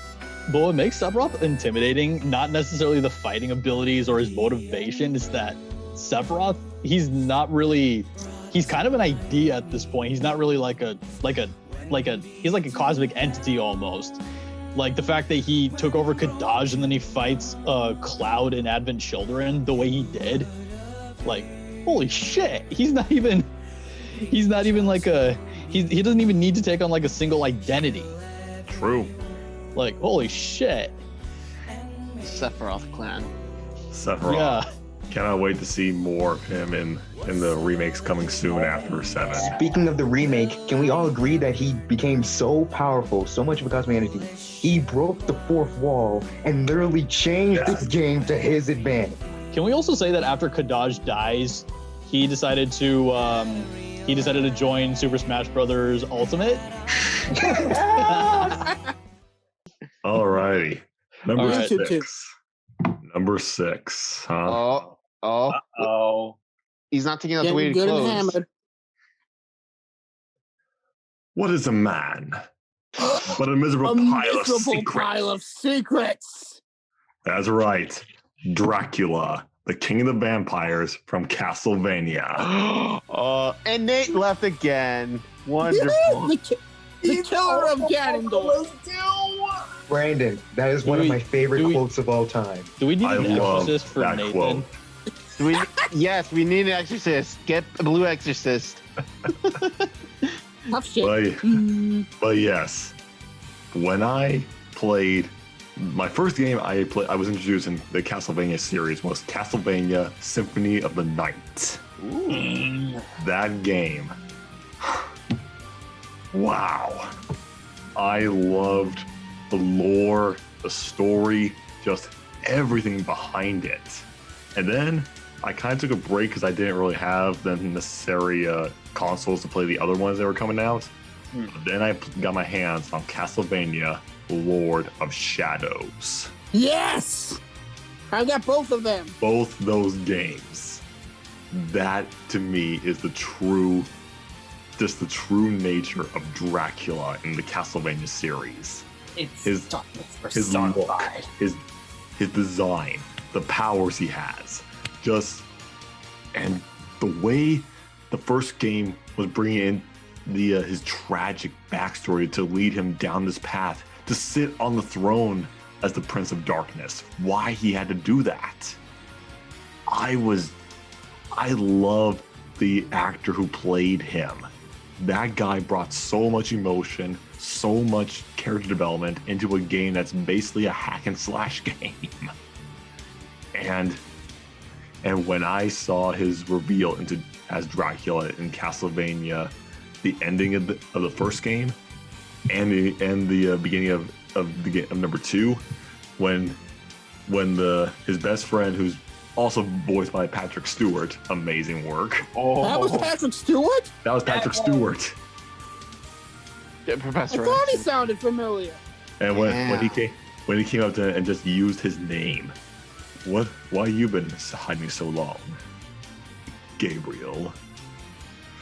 Don't you dare call me that. Isonot Dracul. And just the way he just sleeks into the shadows and his golden eyes are just all you see. Man, Konami, fantastic work on this. And of course, if anyone hasn't, watch the Netflix animated Castlevania show. I Will will do. do it. Look, I will do it the next coming weekend after I'm done with school. I promise you. Holy shit. Dude, My dad that saw it. show Loved it. is so good. I need to catch Plus, up. this is a shout out to also to you, EDA. The actor who plays Dracula in that show is the voice actor for Dante in Dante's Inferno. Awesome! And he just nails it. Especially the line I liked during his fight with both Trevor, Alucard, and Sypha. I am Vladimir Tepes, and I have had enough. Just Damn. the amount of rage he brings into that character, hands down, illustrates my point why Dracula is the king of the vampires and why I love Castlevania. That is my number 6. You get Jesus it. Wow. Christ. God Brandon. damn it, Brandon. You just topped a lot of things. I think that was the second time Brandon made me jump out of my chair. Nate, Hey. we gotta glue your ass to your chair because this is ridiculous. You gotta Nate, get a go. seatbelt or something. Going to you, Nate. Nate. Number 6. He's gonna take his. Oh no! Now he's taking off the glasses. What hurts What? more, Cloud? Holding another dead loved one in your arms? Or breaking your promise to her? That's Damn. right. Eric mentioned it for number 7. My number 6, the hypest thing at Game Awards, Sephiroth from Final Fantasy 7. Yes, oh. yes. Oh my god. Nate, Oh, Sephiroth wait till and you Boss see are the- you had to dominating. bring up the murder of Sephiroth Eric. and Boss are dominating this list. Yeah. Nate, you had guy. to bring up the murder of Eric. Oh boy, I'll get to that in a bit. Sorry. But Okay, yes, Fuck you! Okay, no. This is an argument meant for another time. Yes, let's continue, please. Yes. Please, Alright. Nate. Continue with Sephiroth. please. as much as I love Kafka, Sephiroth to me just embodies what fear is. Like, every time he shows up, you know that he's about to do something big. Like, all of his actions leading up to it, other than burning the Nibelheim, killing Cloud's mother and Tifa's father during the time. Yikes. Asshole, what? No. He is literally a good dissension. Like, he originally was a hero for the Wutai War, and he was one of the best soldiers in the military. But after finding out the truth, he has gone mad with power. Mm-hmm. And all the actions leading up to it, manipulating Cloud because of the Genova cells within him, using the party to his advantage, manipulating the Shinra company. Oh my god. And that led to one of the most tragic things and the most mind-blowing moments when he killed Aerith. Oh my god. Oh my Come god, on, Trey, man. seriously? Don't Seriously, bring that Trey? up. Trey, Bring that up. Trey, you're so dirty. EDA, look at it. EDA, look at the chat. Trey, Yeah. fuck. No. Knowing Nate, but I had to say it. You But yeah, no, you didn't. the death for Aerith, it was really sad, which honestly, the abridged series, I was worried that they're gonna poke fun of it, but no, they didn't. They actually took it serious. Like, Oh my god, wow. man. You're making me feel bad for a minute. Oh, great. He's crying. Oh my god, and even after that, he still poses a big threat, revealing too much information to Cloud about the whole truth, breaking him down mentally. I was like, holy cow. Wait until Knows the how to play remake. mind games and using a bunch of like Genova clones just to do his own bidding. Well, he still gets his own hands dirty, but you know.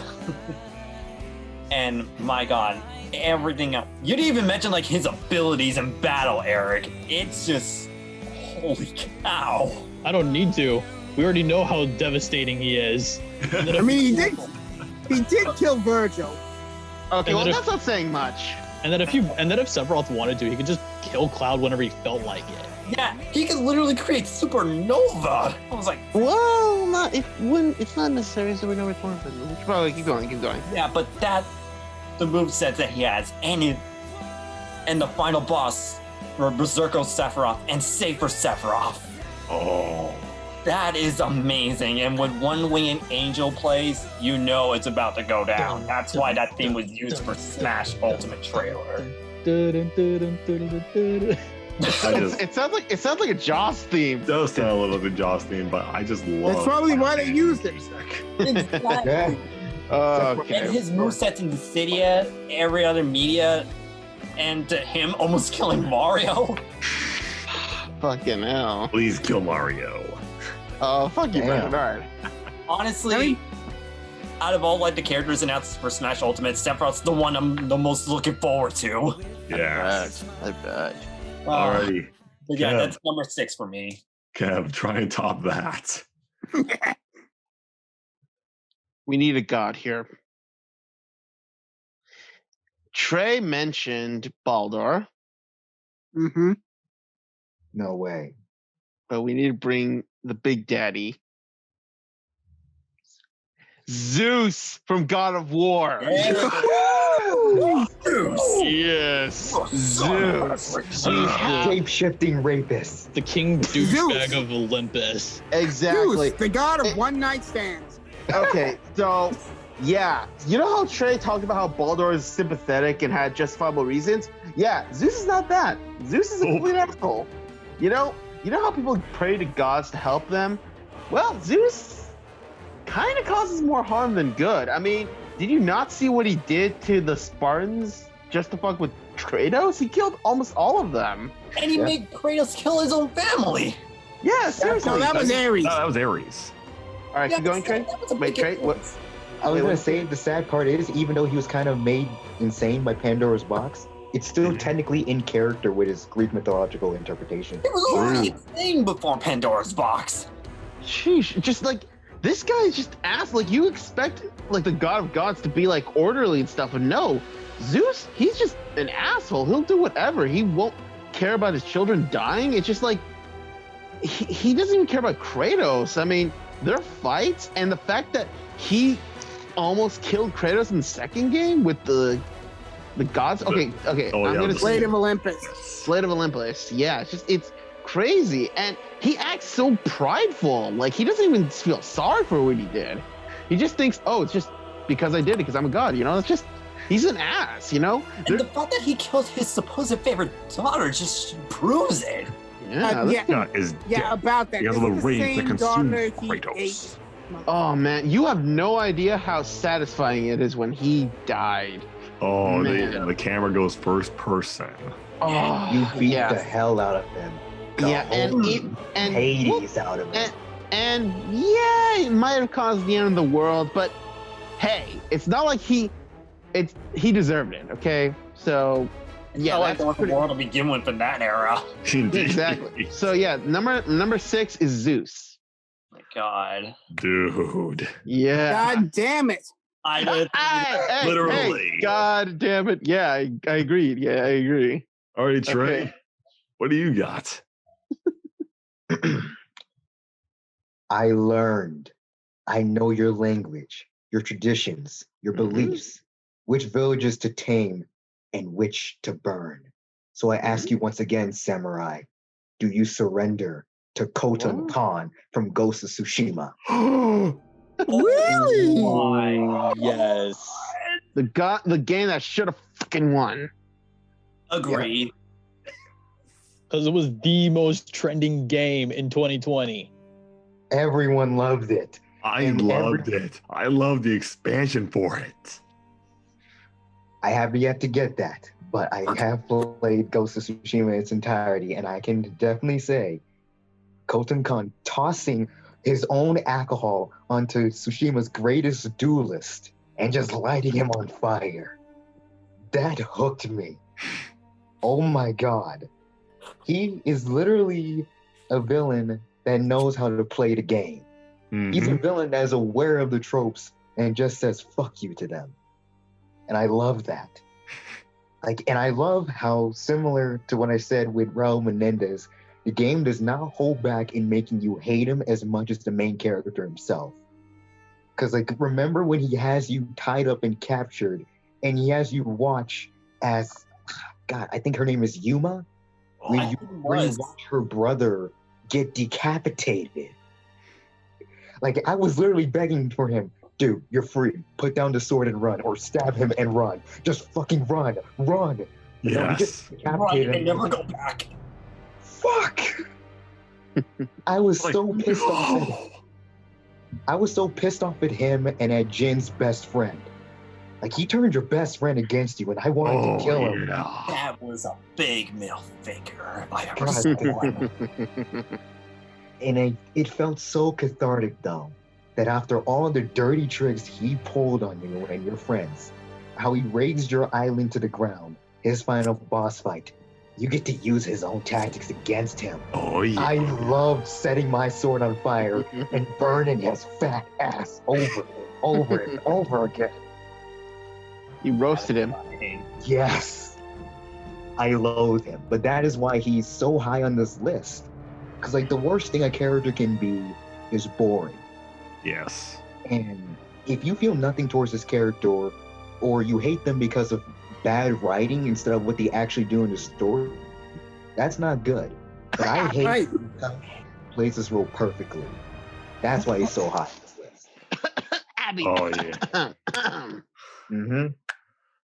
Yes. Nicholas. Ghost of Tsushima.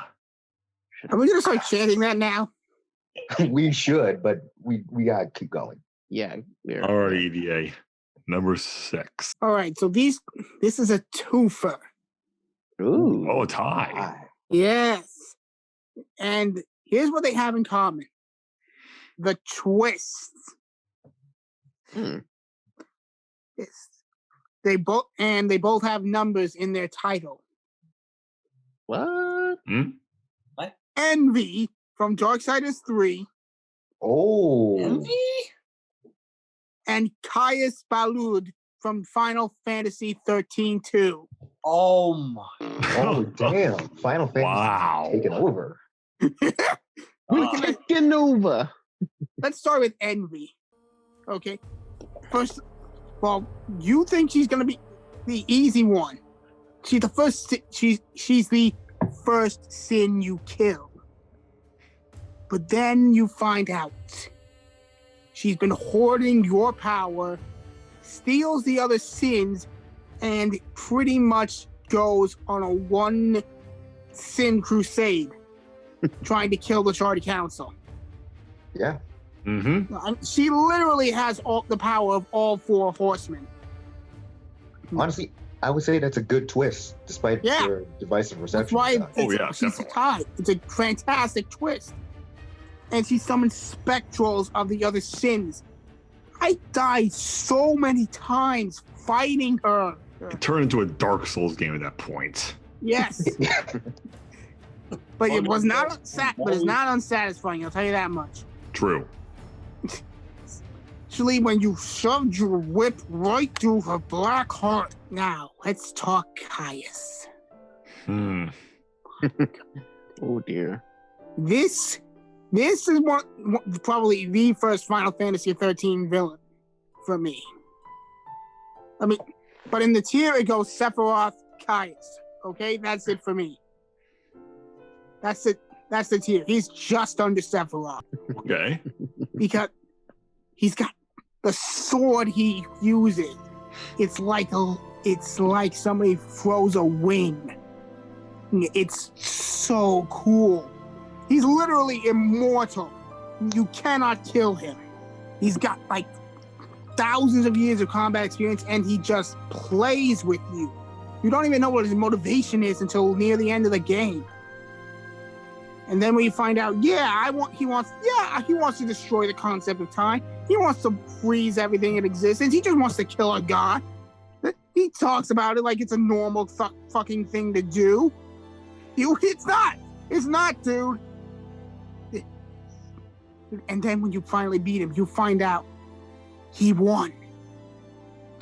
When you stabbed through his heart, you killed the heart of the goddess. You did his goal for him. He won. Oh damn.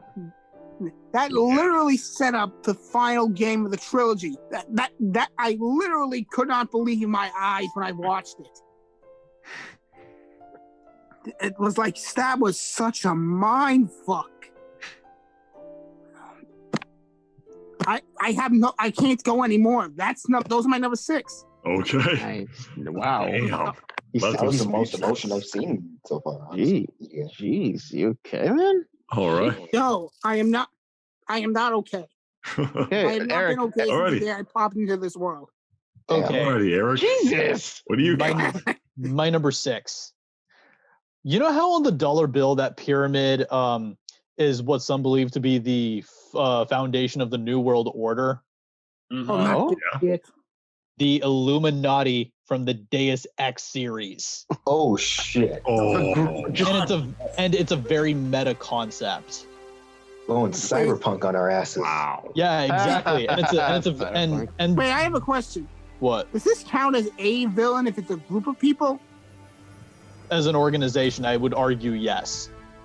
Okay. That sounds cool. Yeah. I'm not Makes necessarily going to dive into the villains of the specifically pertaining to the Illuminati within the Deus Ex series, because you're just pretty much fighting like puppets of an organization that has pretty much manipulated every event in the world, like since 1776. Like I'm talking like but in more recent memory, we're talking like World War I, World War II, the Gulf War, Vietnam War, and then in 2020s, oh boy, we're in 2020.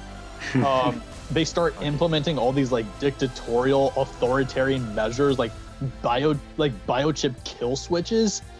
Heavy reliant on these like legalized pharmaceutical drugs, and then using military authority just to and I love the biblical proportions it takes with this one, where even in the real world they use biblical proportions to try to like show like how big this scheme is. But in the game though, they like to use the Icarus effect, where it's like if any one individual is considered far too talented than the masses, they will just put him down. Damn. These are the same people that have been driving the Deus Ex series. Like in Deus Ex Human Revolution, it was a viral plague, and the next thing, which is like the prequel of the entire Deus Ex series, and the next thing you know, like, I can't even process this, because it's like the more as time passes, it's like the more and more I'm like seeing the Illuminati like present themselves, almost like as if Deus Ex is coming to life. They're making a big impact, that's for sure. Indeed, man. Anywho, Wow. before I get too political, that's my number 6, the Illuminati of the Deus Ex series. Alrighty. Deus Ex. I didn't think we were Fine. gonna Seems- get action. Feels like Nice. cheating. Okay. Alrighty, so we're halfway there, guys. Number 5. Oh boy. Number 5. My top 5 has been rearranged and has been going through so many changes that it was hard to choose who I put there. But I want to start off with somebody who was a huge threat and just made me scared to death when I played the original game. And he only says one word. Stars. Are you serious? Nemesis from Are you Resident Evil 3? Iconic as fuck, man. Wow. Yes. First Albert Wesker and now Nemesis. Nemesis. When I played the original game back in the 90s, this mofo jump scared me so many times.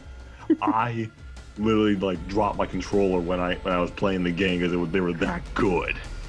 That's the purpose of it. And just the concept behind him. He learns when he's fighting you. He has intelligence.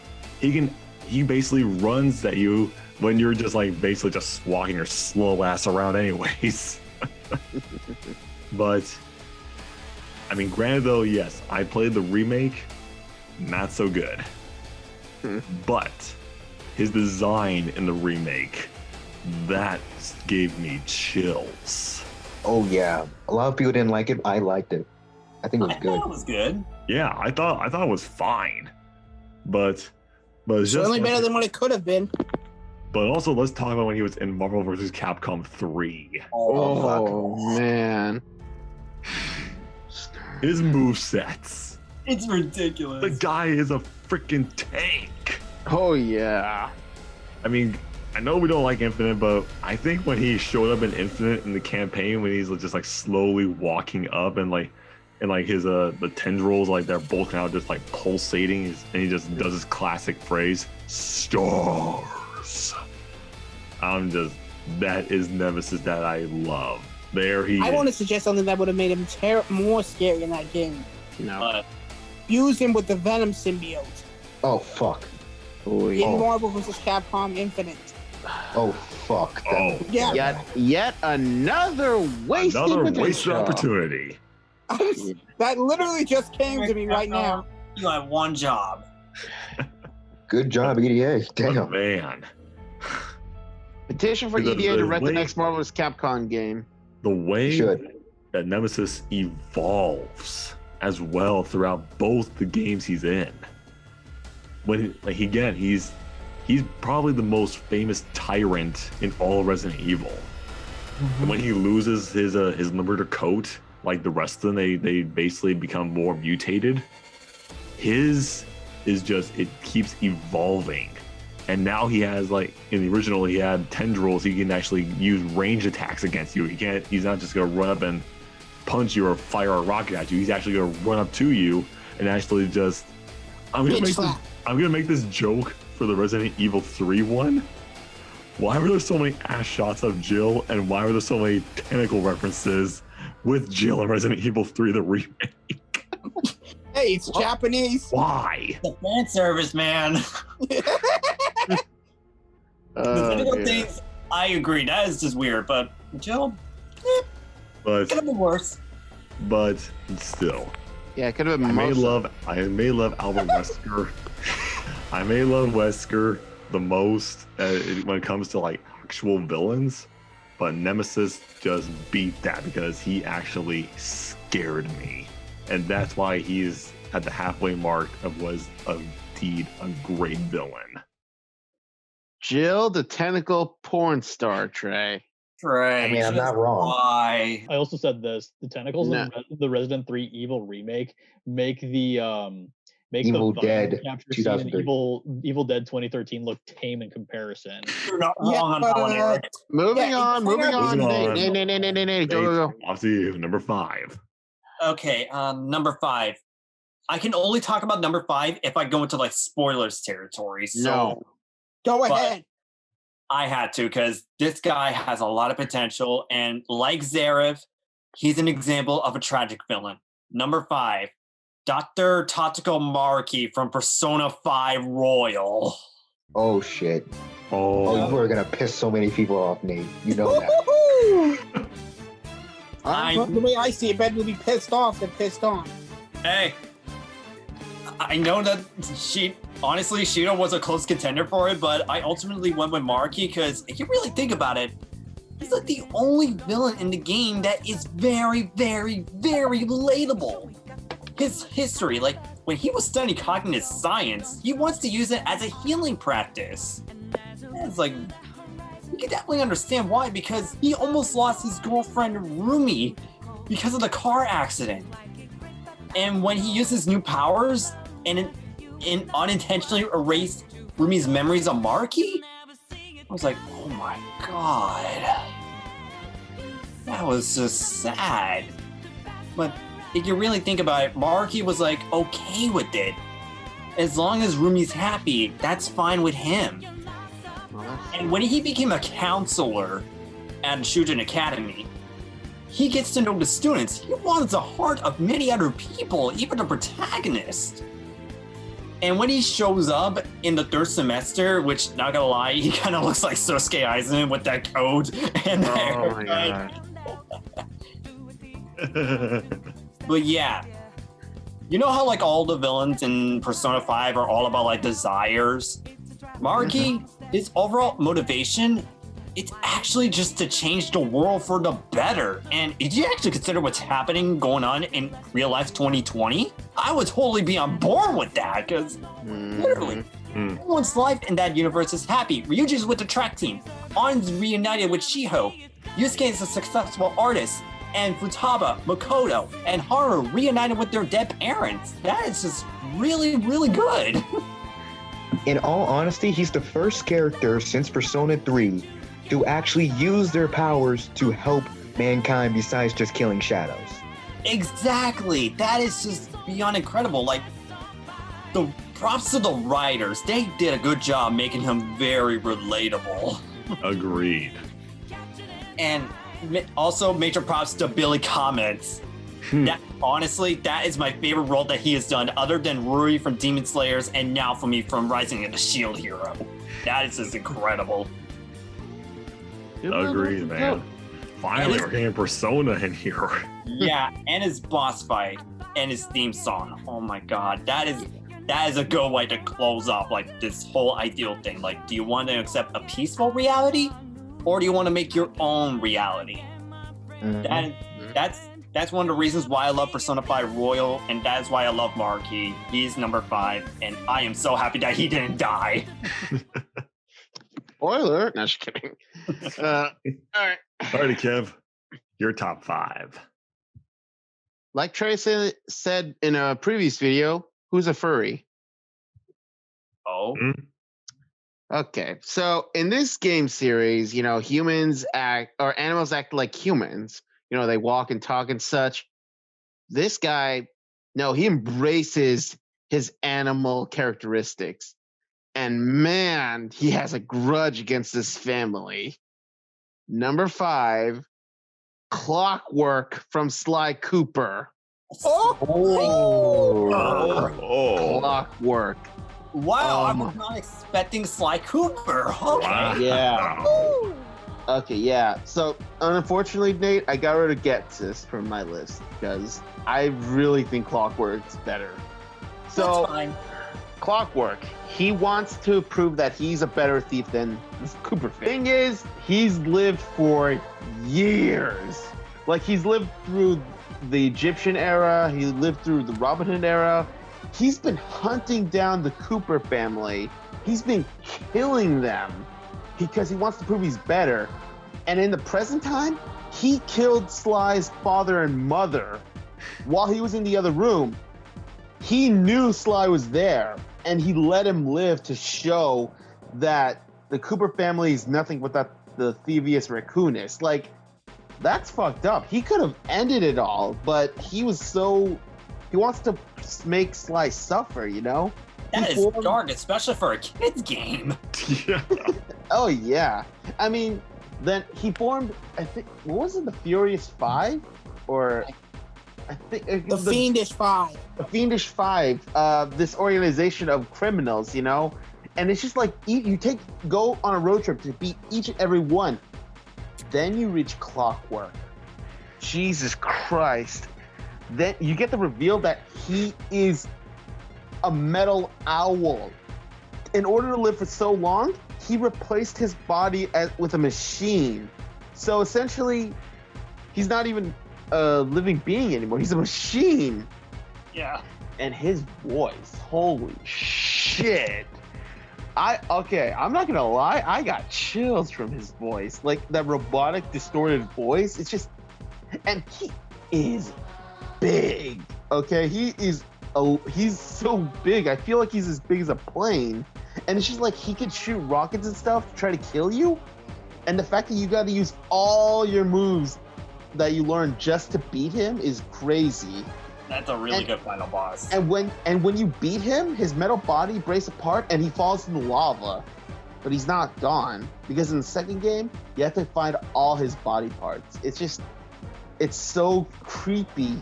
Like, you think about it, like, this guy was alive and now you're collecting his corpse. I'm just like... I'm not gonna lie, that gave me Castlevania 2 vibes. I know. That's kind of true.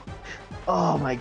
Yeah, Clockwork, we might not know why he wants to prove he's better than Cooper family, but still, who needs to know? You know, he's evil. Like, he's so... man, I don't know. Just number 5 is Clockwork. I guarantee you this, if we ever get a Sly 5, they're going to explain it. Trey, off to you. You want to fuck with me? I like that. No, I respect that. I'm going to give you 30 seconds, and if the jungle doesn't eat you alive, I will. Oh my Are god. you fucking deaf? I said, get the fuck out of here! You fucking chicken fuck! Run, Forrest, run! Yeah, boss is back. Three-way mental link again, Trey. Wait, There's a lot of censorship from what Trey said. Brandon, another mental link between you and Trey, and I'm part of it. Yeah. Oh, right. I forgot. I did mental link with Eric earlier, but yeah, continue. Oh my god, please, Trey, continue. Add more. So Kevin and Brandon said a lot about Boss already, but I'm going to explain where I actually saw Boss first. It was not in Far Cry 3, the game itself. It was in the YouTube episodes where he kidnaps and tortures Christopher Mintz Plaza, aka McLovin, to death. yeah. That was... Oh my god. Those are the first moments I saw Boss, and those are the moments where I fell in love with him before I got into the game. Shit. God damn it, he steals the show everywhere he's in. Everywhere he's in. Like, I know we already said he should have been the main villain, but it's understated how much of an influence he actually has. Like, people worship him as a good antagonist because he doesn't just sit on his ass. He actively tries to get in your way. That's what a good antagonist does. And not to mention, like, Kevin, you mentioned it before, how he's sympathetic with how his backstory with drugs and his relation to Citra led him down to the path where he was. In a way, he's kind of like a dark mirror of who Jason is. He's a representation of what Jason could have become if he had stayed on that island. Holy shit. Because when you... Trey, because it fucking prop. I mean, honestly, Trey, like, if you pay attention to the dialogue, like, his friends are becoming more terrified of Jason as it goes along. He's becoming more addicted to violence. It becomes less about getting revenge on Boss and more so just because you're just getting off on the violence and the thrill of it. And that's the point of the game. You're indulging yourself in the chaos and insanity of it like Boss. You're doing the same fucking thing over and over again. I was like, are we in a time loop or something? Trey. God damn, you used that. Oh my god, Trey, yes. I like overanalyzing shit, and I like Voss. That's why. No. I'm not blaming you. I'm fucking respecting you. That's I respect you very highly. I can't- I can't clap, so I'm gonna snap. Okay, Nita, Alrighty. you're next. What do you got? You do not even know our tongue, do you? Such arrogance to dare take the name of Dova. I speak of the world ender, Alduin from Skyrim. Skyrim. Elder Scrolls. Oh, cool. Woof, Roda. My, we're fighting a dragon, okay? What? Do I really need to explain it even more? He's a dragon. A dragon. Nope. And how to train your dragon. Oh my god, Nate. Get the fuck out. A dragon who eats souls, okay? He's immortal, except for one warrior, okay? The Dragonborn. Yes. Literally tossed through time, didn't kill this thing. And you have to do it. So yeah, you better handle your class balance well. Yeah. Because if you don't, it will fuck you up. Trust me. Yes. He has eyes everywhere. Yeah. I mean, he pretty much deserves the title Prince of Dragons in this game. Yeah. I mean, he literally raided the town just because he wanted to destroy all life. He brings his kin back from the dead Yeah. with crazy ass magic. It's terrifying, okay? Yeah. And it was so satisfying to shove your sword through his skull. I love Alduin. Plus, I know. what's actually funny is that that's the same voice actor as Mario. Yeah, I know. It's crazy. God. I really wish I would have gone with something like that for the opening, but oh well. But my favorite part is the mods, okay? The mods are crazy for him. The mods are insane. Please tell me you guys, please tell me you guys have seen the Randy Macho Man Savage mod. Nope. It's insane. Okay, are you done or are you? I'm done. I'm Okay. done. Yeah, Eric, Alrighty, please Eric. go. What do you got? Okay. I'm going to say this quote, but it's going to be fairly long for number 5.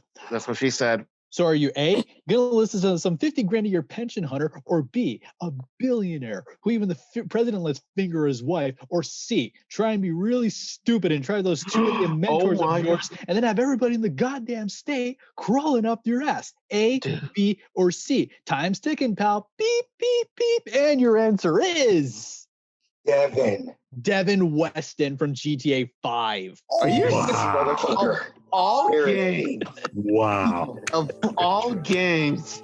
That guy? Wow, Eric, explain, please. Okay, I'm not gonna lie. I like the eccentricity of the voice actor, but Devin Weston, he is easily the most hateable villain of GTA 5 or the entire GTA universe. He's the embodiment of an asshole. He Yeah, does he's whatever the like- fuck he wants because he's he's rich enough to do it. Yeah, like even Michael said it himself. He outsourced Merryweather to do his own dirty work, and then he underpaid that private military company just so he could do his own dirty work because he thought he was big and bad enough that he didn't have to follow the rules. And then also it's like he has you steal 5 awesome cars for nothing. Oh shit. And then he also gets his own legal counsel just to legalize, like tearing down a movie studio just so he could build it up for condos. I'm like, dude, there's just no bounds with this guy. I think I know why he's so hateable.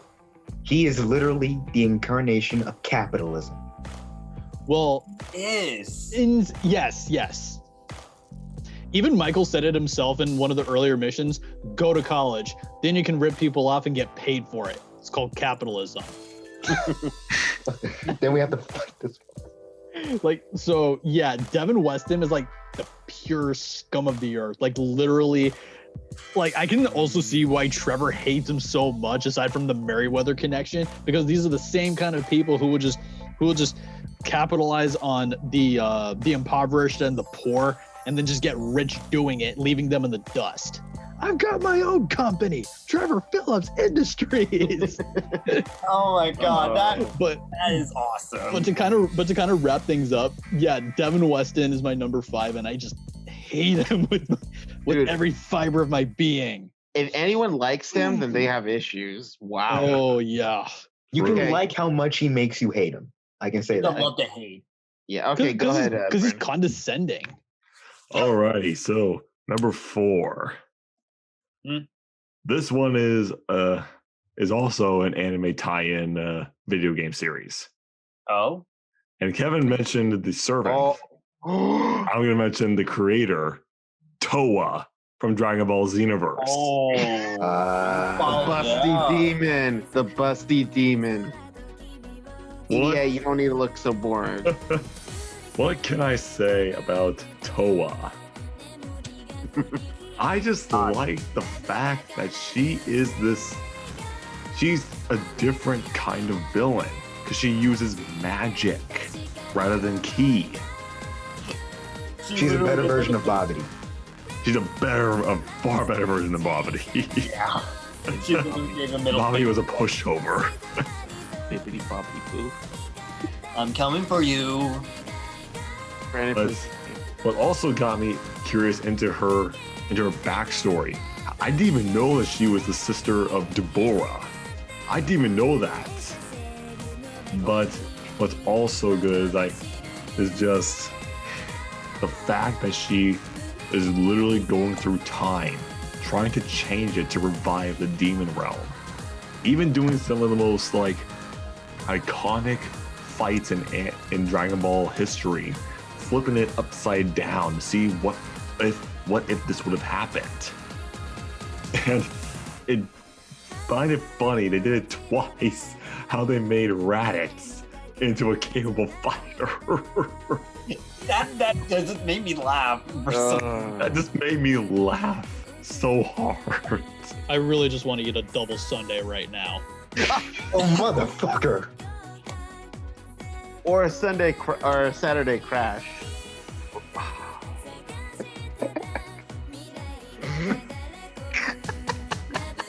Okay, EDA, if you don't know, those are actually Raditz's attack names, Double Sunday and Saturday Crash, I think. And then something with Friday. And then, no, his strongest attack, Weekend. Okay, let's go. No, Come on, Brandon. Oh, good Get job, on Barry. broken. Get fixed. But anyways, also Toa is starting to branch out into other mediums of Dragon Ball franchise. Some of her designs in Dragon Ball Heroes, wow. Like if I was mind controlled, I would not be okay. I would be okay wanting to smash that. Yeah, she's a hot demon. What do you expect? What do you expect from me? If she considers you worth her time. That is true though, but I have my ways. I'm basically play Persona 4 and 5. I don't know what I'm doing. Oh yeah. So anyways, Toa is a very interesting villainess. Even if she turns on Mira to help you out trying to ring him in after he is overloading in Xenoverse 2. And I actually want her in canon. I actually want to see her in a show. I want to see her in more. Also, she has a great rack. Did I mention that yet? Oh, yeah. Okay. Wait, Brandon. Between Toa and Android 21. Oh, you monster. Oh, god damn it. Okay, and Nady Boy, your turn. All right, Nate. Okay. Number 4. Alrighty. I talked about a sad villain from my previous entry and a relatable one, but let's talk about non-relatable ones. Villains that are just so hateable and so destructive that you gotta appreciate the effort they put in. Mm-hmm. For number 4, it's a tie. Oh my between god. Yuki Terumi from the Blaze Blue series Oh, damn. and one of my favorite characters to use in Smash Brothers, Ridley from the Metroid series. Oh my god. Oh, an alien and a psycho. That's a fun combo. Yeah, Metroid. yeah, Oh, both of man. them are the embodiment of destruction and chaos.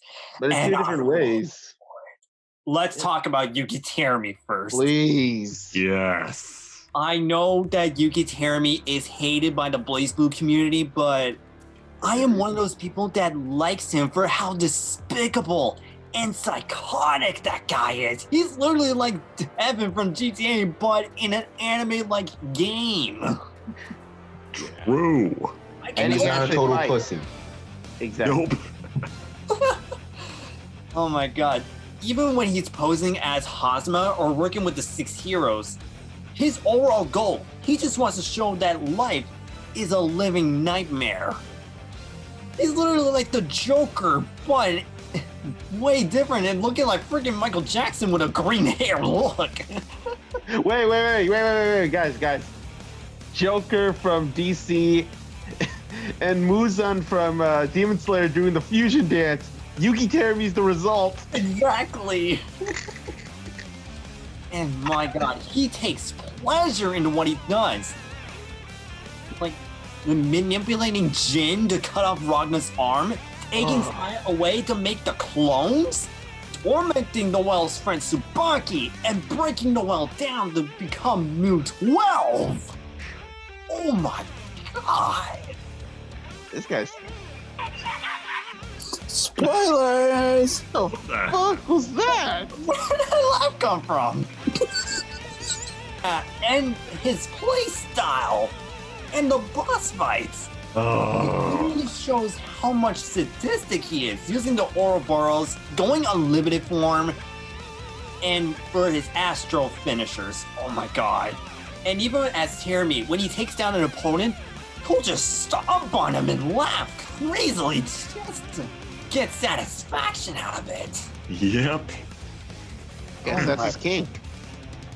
Oh my god, the Japanese voice actor and the English voice actor. I still can't believe that the Japanese voice is the same as Grateful Buster from Fairy Tail. That it's even like, wow.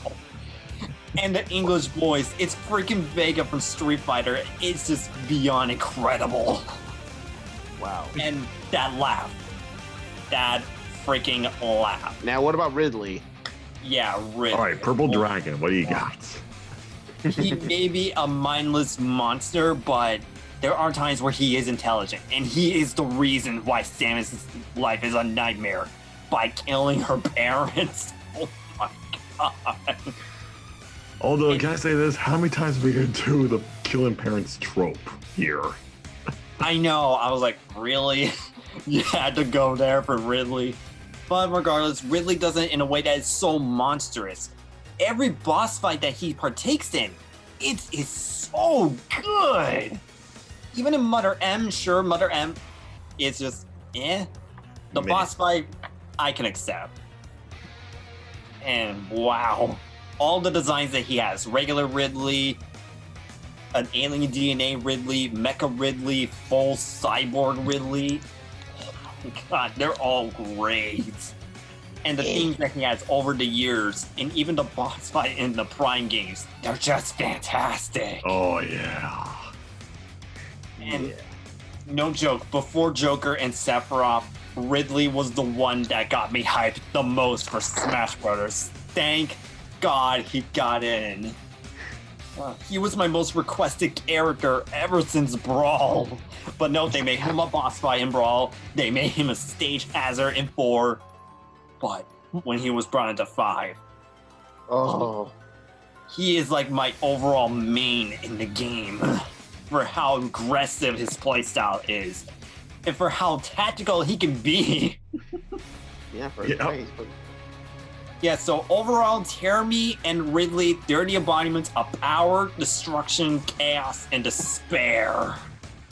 That's why they're my number 4. hey, Nice. do you think they'd be best friends with Veto from Black Clover?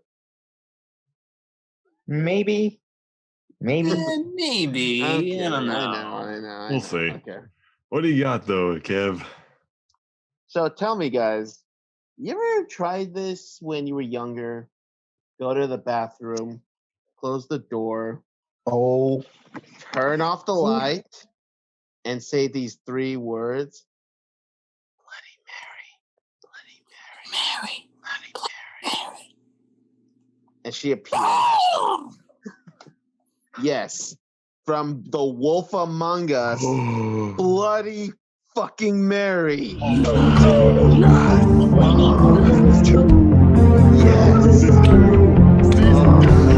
I know. I know the Crooked Man is the main villain. We don't talk about him. But let's be honest, Bloody Mary carries fucking Mary is even talking about her, just it makes people uncomfortable. Like, if you can make people uncomfortable just by mentioning a name, yeah, you're fucking terrified. that's a beast. Exactly. I mean, listen, Nate, don't interrupt me. When you hear her audio files for Crane, you just hear her go, Crane. Like, she's just playing. She's just playing. Like, that's who she is. She loves playing. And in episode 3, finally see her for the first time. But no. I'm serious. Like, her red hair, her gangster-like look, and the way that she casually talks to you, like, little guy, Ronnie, that's the one. You see, we are building a lineage. Lost Shepherd. Like, she's just talking to Bigby and Snow White about Crane, and she's doing it so casually while reloading a revolver. And man, when Bigby starts beating the shit out of the Tweedles, you know what Mary's doing? She's just leaning against the car, just smiling, and she goes to throw one of the Tweedles, and she just dodges like nothing. And when Bigby is like half werewolf, she decides to fuck him, shoots a silver bullet in you, grabs the woodsman's axe, breaks your arm, and was about to kill you before Snow White stops you. Like, seriously, Bloody Mary could have killed you. Weird quote from Bloody Mary that really shows how she knows how to get what hurts. Did your mother ever teach you manners, or was she busy fucking whenever Breeze went through town? Because Big Me's attachment to his mother is well known.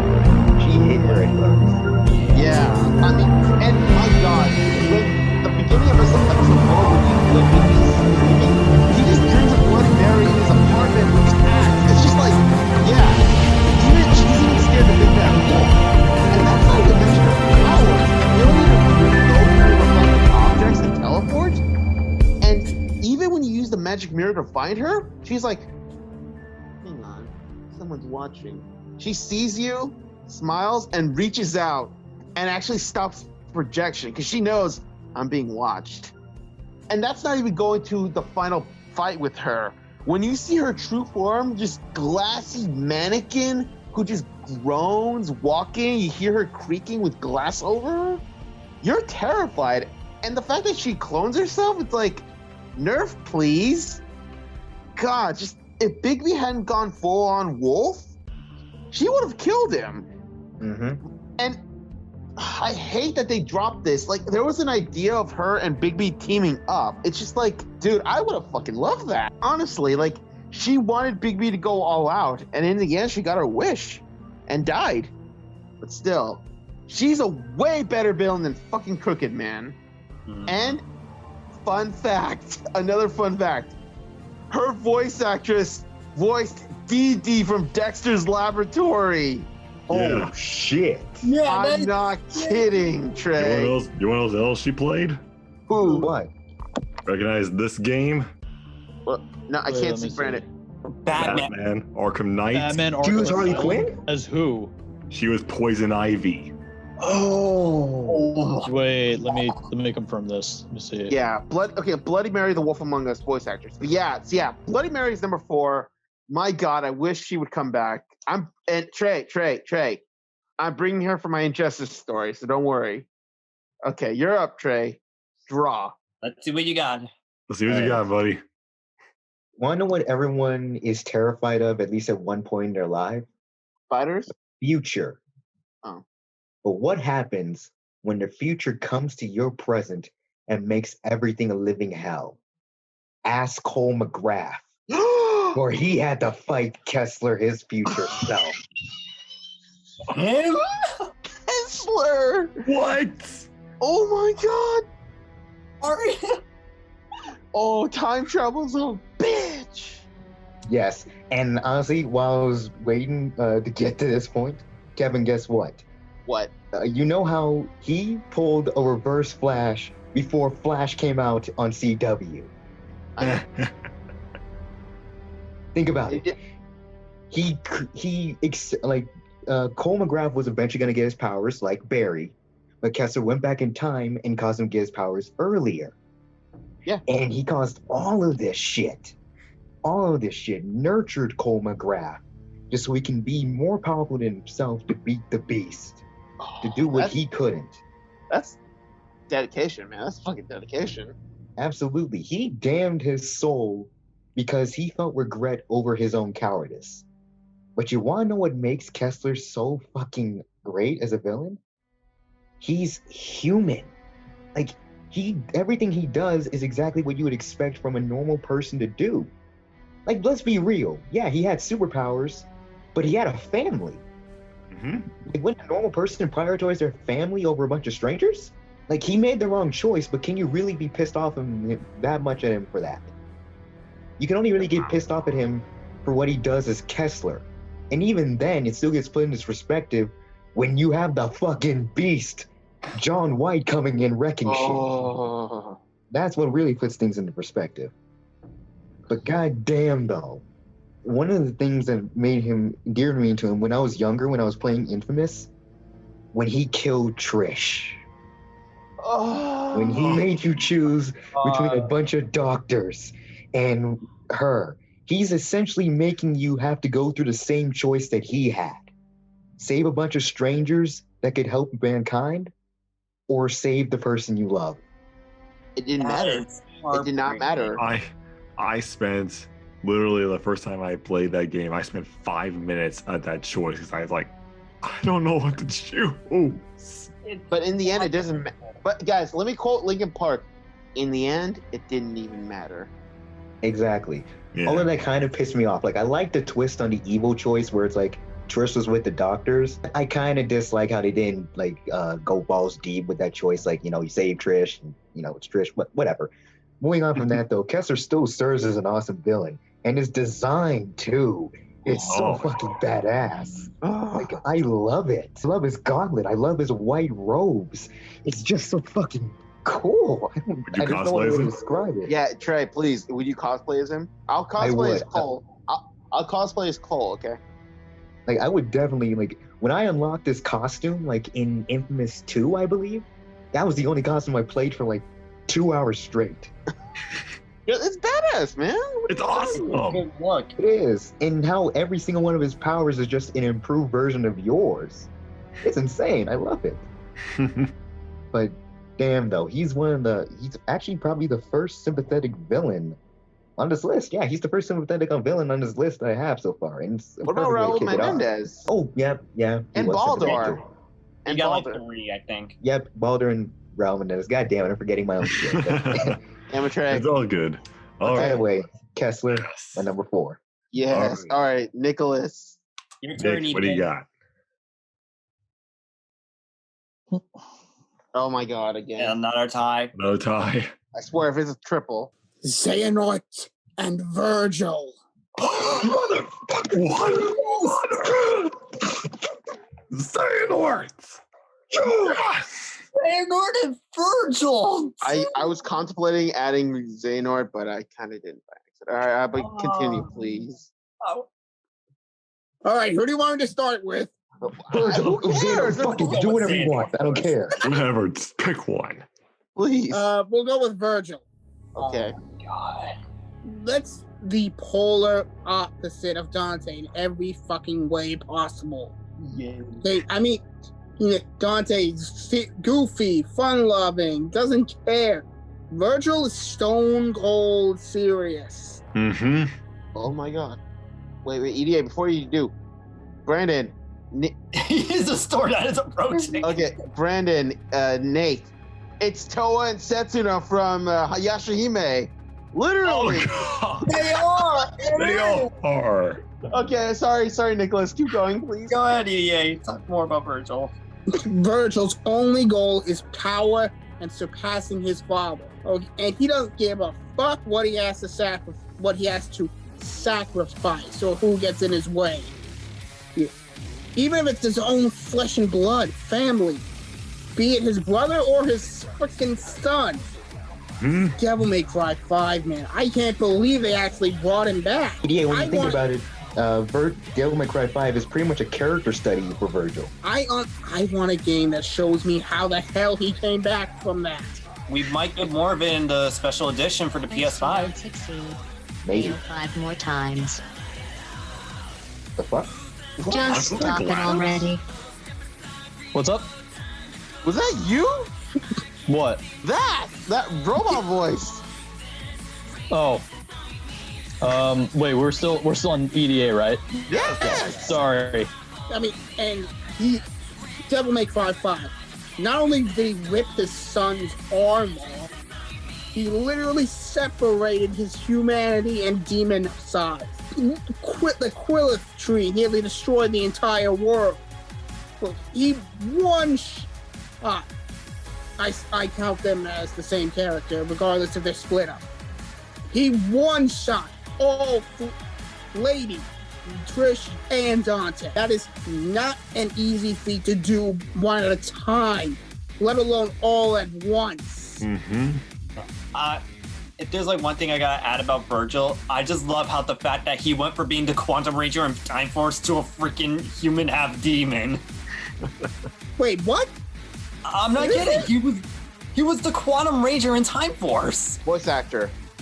Get the fuck out of here. No. I mean, he has a sword that cuts through dimensions. Do I need to go into that anymore? Yes. Devil No, Trigger. I don't need to. What about Devil Trigger? So let's Oh, move on yeah. to Xehanort. Oh yeah. Oh shit, Brandon actually don't. I mean, you want to talk about a criminal mastermind. This guy probably has destroyed countless worlds in his pursuit of his light goal, okay? Let's just start with his minor offenses.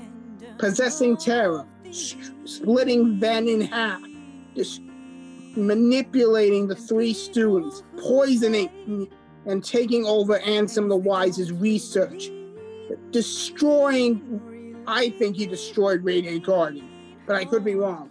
And that's just a minus, and that's just in the prequel game. The main game possesses Riku, who destroys Destiny Island, and then let's also point out that you have to fight him 3 times in 3 different versions. Yep. Oh. And each one is just, god damn. It's just beautiful. Yeah.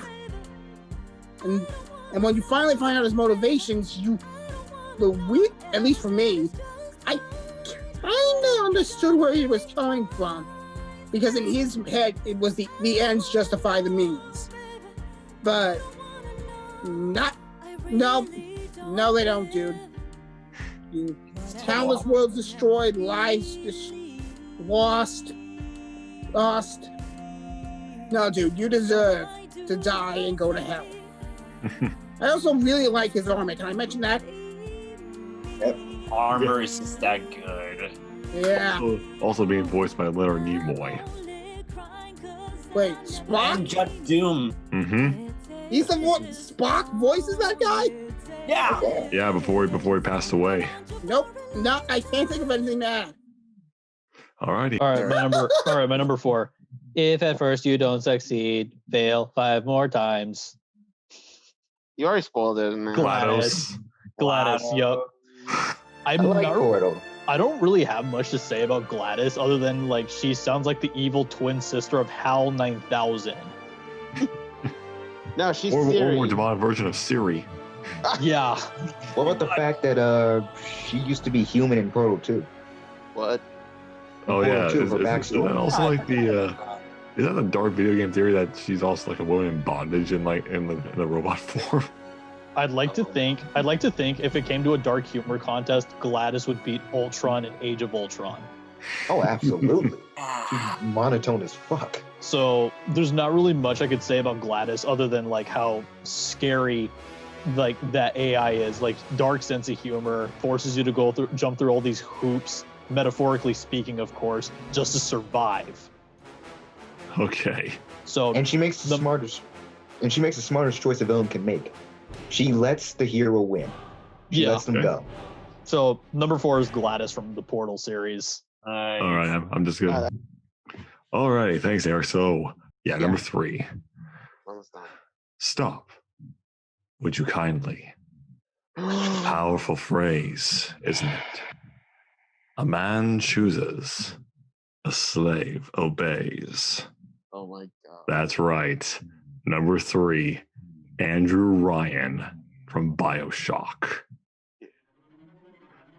And what can I say? He's also voiced by J.K. Simmons. Rapture has risen. When I played this game, I didn't know who to trust. No way would I figure it out. And then when you get to the reveal of the phrase, would you kindly? It's a program. It's a trigger that makes you do what you're told. And the way they did this, I didn't want to say it from the video game girl edition when you're playing Elizabeth and Beryl at sea.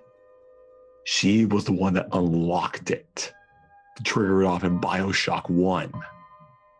Wait. Is BioShock Infinite a prequel? Yes. Yeah, it is. Oh my god. Andrew Ryan he's just so classy too. But when you get to his office and you face him face to face, he asks you to kill him. And what would you be? A man or a slave? And he constantly repeats, a man chooses, a slave obeys. As you're just beating him. And when you finally hear him just scream the word obey, and you just lodge the golf club inside of his head, that just sent chills down my spine. I love how the game itself, though, in that moment, it takes away your control completely. There's not even a button prompt to do it. Oh. I was going to say, Andrew Ryan is also on my list. Number 2. Hey. Nice. One of the best plot twist villains in a video game series I've played is my number 3. Nate, please. This villain, he's just very influential. All I can say is this. You're pretty good. Revolver Ocelot from Metal Gear Solid. Liquid! Snake! SpongeBob. My god, Ocelot.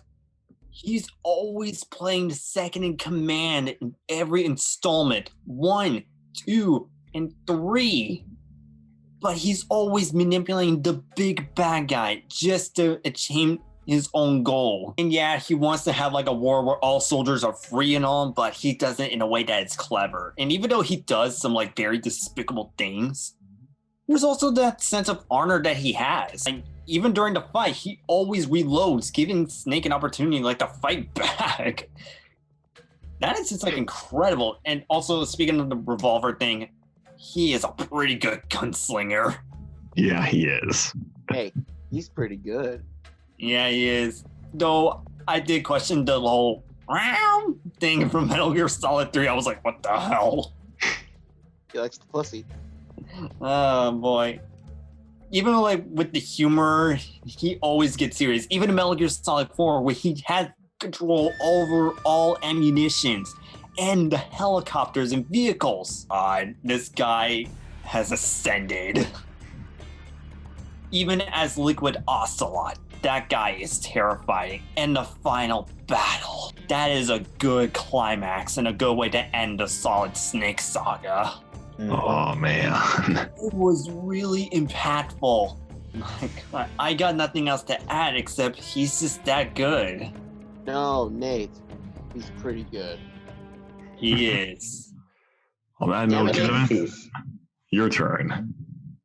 Murder me for Cordes Diaz. Yeah, I'm bringing him back. Raul Menendez from Black Ops 2. My God.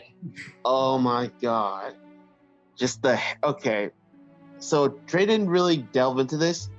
There's a lot of reasons why Menendez just hates America. The first Cold War basically raped and destroyed his country. An earthquake just made his family lose everything. An American burned down their house with Josefina, his sister, inside for money, and that's why she was crippled. His father and him had to start a drug cartel, but then the CIA killed his father, so he had to pick it up. So, like Trey said, when he encountered Mason, he lost an eye and stuff, but he still had Josefina. He cared for her. So when Woods threw a grenade, but threw it in the room to kill Josefina, that was it. That was his trigger. But my God, in the future, Menendez is always one step ahead of you. He's always one step ahead. It's crazy. This guy, like, even in the futuristic setting, he's adapting, and he's shown the world that I can take your drones and I can blow them up. That's what he does in Judgment Day. He decides, you know what? I have all your drones, all of them, and he blows them all up to show that they're nothing. And he has this following of Cordes Diaz, Judgment Day, and it's just like Trey said, even if you kill Menendez in your choice, Cordes Diaz happens, and riots happen everywhere. If you don't make certain choices, the U.S. is fucked. The U.S. is just fucked, even when he's dead. But I don't think Trey added this. When in the ending where he kills Woods, he goes to his sister's grave, douses himself in gas, and burns. That's his penance. He won, and just decides, you know, fuck it. There's no point. I've done everything. So he burns. It's just, he's one of the very, very few Black Ops villains, or not Black Ops, like Call of Duty villains I sympathize with, and that's why he's my number 3. Unlike Makarov. All right, Trey, your turn. They call him a killer, a monster, a terrorist. Alex Mercer from Prototype is every single one of these things. Oh my motherfucking God. Oh my God. Wait. Your number 4 was Kessler, right? Yes. Oh my God. Infamous, then Prototype, dude. I love both games. They're both awesome. Those. Alex Mercer, or should we just say the virus that took on the form of Alex Mercer? Because goddamn, his very existence is a conundrum in itself. Like, it's saying a lot that the previous Alex Mercer was so shitty that he would set loose a bioweapon in New York City just because he didn't want to lose his life's work. And then the virus had to pick things up and do a shit job at saving the city from there. That says a lot, in my opinion. But we're here to talk about him as a villain after he saved New York City from the nuclear hazard, when he saved humanity and bonded with his sister. When I first got Prototype 2, I was confused. I didn't get why Alex Mercer was doing all this shit. Then I found out there was a prequel comic series explaining how he traveled the world and even fell in love with someone. And you know what that woman did? She betrayed him. She betrayed him and more or less sold him out to the government and tried to have him killed. And this was on top of all the other shit he's seen humanity pulled. Alex Mercer pretty much went through the same shit that Zarek went through, which is why he turned evil in Prototype 2. And looking at it from that perspective, I understand why he went the route he did. I understand why he saw humanity as weak and petty and just all around disgusting vermin that are no better than the viruses they create. So if they're already a virus, why not just use the virus to make them perfect. You know, he is without flaws, right? He is the only flawless being. And Himself. yeah, and it's kind of tragic in a way seeing this character that you've gotten attached to in the first game fall to such low levels. And in a way, the last mission where you play as James Heller and kill him and consume him, I didn't feel satisfaction from it. It felt like I was putting down a dog or a horse with a limp. You know, and to me, that's kind of who Alec Mercer is. He felt like a character that could have done some really great things, but because humanity, he saw the worst of it, he lost hope, and he decided to just become what he ended up becoming. That's why he's in my number 3 spot. Alrighty, EDA, what do you got? Ripto What? What? from Spyro. Ripto. Yeah.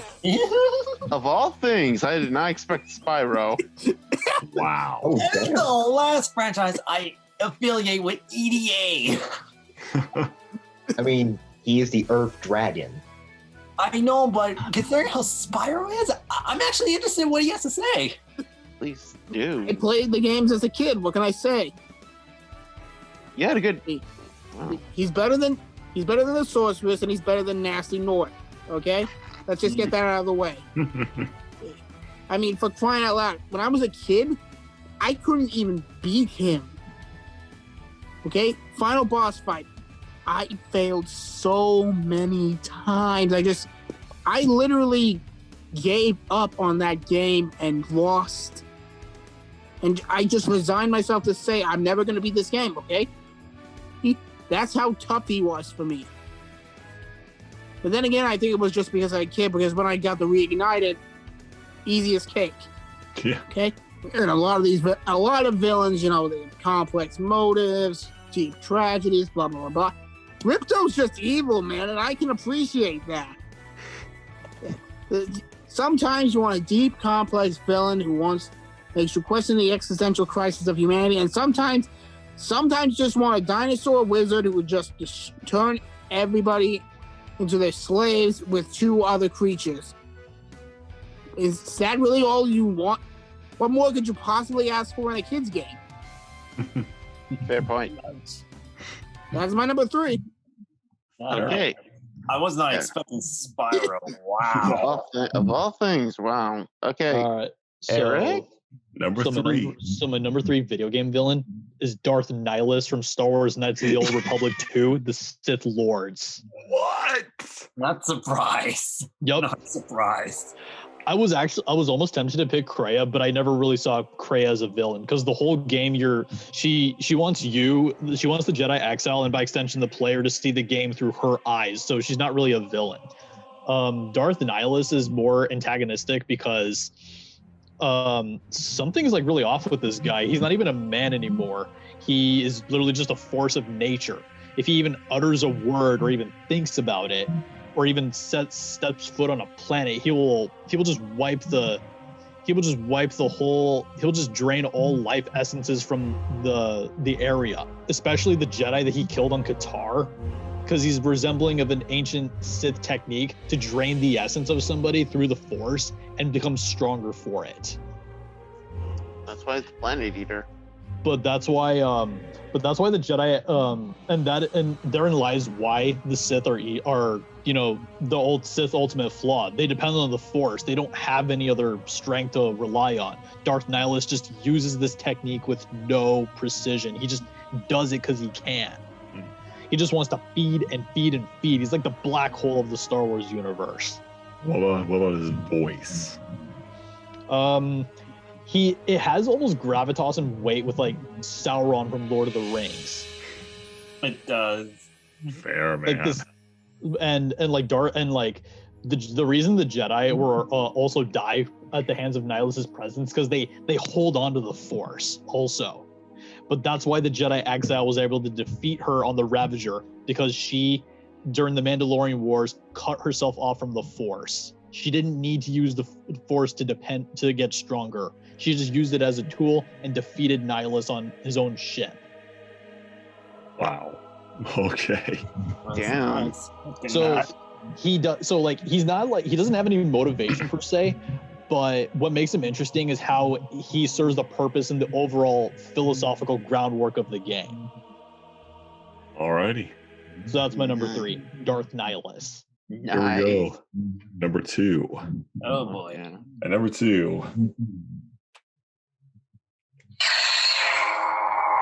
Oh. What is it? Darth Malgus. Resume the bombardment, Commander. Wipe this pathetic planet from the face of the galaxy. Darth Malak. Darth Malak from Star Wars Knights of the Old Republic 1. I was half tempted to pick him actually. This guy, the apprentice to my favorite Sith Lord, Darth Revan, who betrayed his master just to gain power and basically bombed an entire planet till it's not habitable. And his design, I love it so much. Just the metal grill around him, but you just don't know what it's hiding until you see it in the cutscene when he has no jaw because he lost it to Revan in a duel just to prove a point. And just his ambition to turn the Sith Empire into a mighty fleet using the Star Forge. Plus, his voice acting ranges can go from like either American or British just to mock you as well. And the things he does to some of the characters, torturing Bastila to become turned to the dark side, attack an entire planet just to crush one person and abduct all the Jedi from Dantooine on the Star Forge just to drain their energy to fight Revan to prove he's the strongest. But we know that Malak can't because of Revan's balance. And that's why, and also the son of the quill for him. In the end, as the darkness takes me, I am nothing. And that's just how it is for the Sith. Just what can you do with the dark side if you can't use balance to it? So there we go. Darth Malak is my number 2 on my list. Yeah. Two Star Wars in a row. Nice. Wow, back to back as well. Nate, And in the please. same series. All right, number 2. He's one of the OG Nintendo villains. Oh my god. And I got nothing else to add for delaying it. So my number 2, Ganondorf from Legend of Zelda. Hey. Ganon. Yep. The evil king of darkness himself. Oh, God. As the reincarnation of Demise, you know this guy is very, very impactful in the Nintendo roster. And I kind of feel bad for the Gerudos because they only get one male in every 100 years and they ended up with Ganondorf. I mean, like, what kind of luck was that? A shitty one. Yeah. But regardless, you know how Link is all about courage and Zelda's all about power and knowledge? Ganondorf is all about power. He wants to conquer the land of Hyrule. He wants to use the Triforce. Even though 2 of them rejected him, the power one stuck with him. And it was thanks to that, he got so good when it comes to using magic. And even though he's all about power, he isn't hesitant on using manipulation to do his own biddings. He was able to make an alliance with the king and Ocarina of Time just to get closer to the Triforce. He was able to manipulate Zelda and Twilight Princess. And even though he didn't fully appear in Breath of the Wild, his Calamity Ganon form, it still brings terror. Like whenever he's whenever he's posing as Agafine in the classic Zelda games, Ganondorf is always like manipulating like everything. All of his designs and powers are just so good. And the boss fights with him. Oh man. Ocarina of Time, Twilight Princess, and Breath of the Wild are my top 3 favorite Ganondorf fights. And even though he may not be like my best in Smash Brothers, I can definitely appreciate the effort that was put into him, so they won't make him a Captain Falcon clone. Oh my god. I got nothing else to add except Ganondorf, you definitely embodies what it takes to be a villain, even though my number 1 did it better. But we'll get to that later. Fair. Alrighty, Kev, what do you got? For hundreds of years, we hid in the shadows. We grew stronger while you rested in your cradle of power.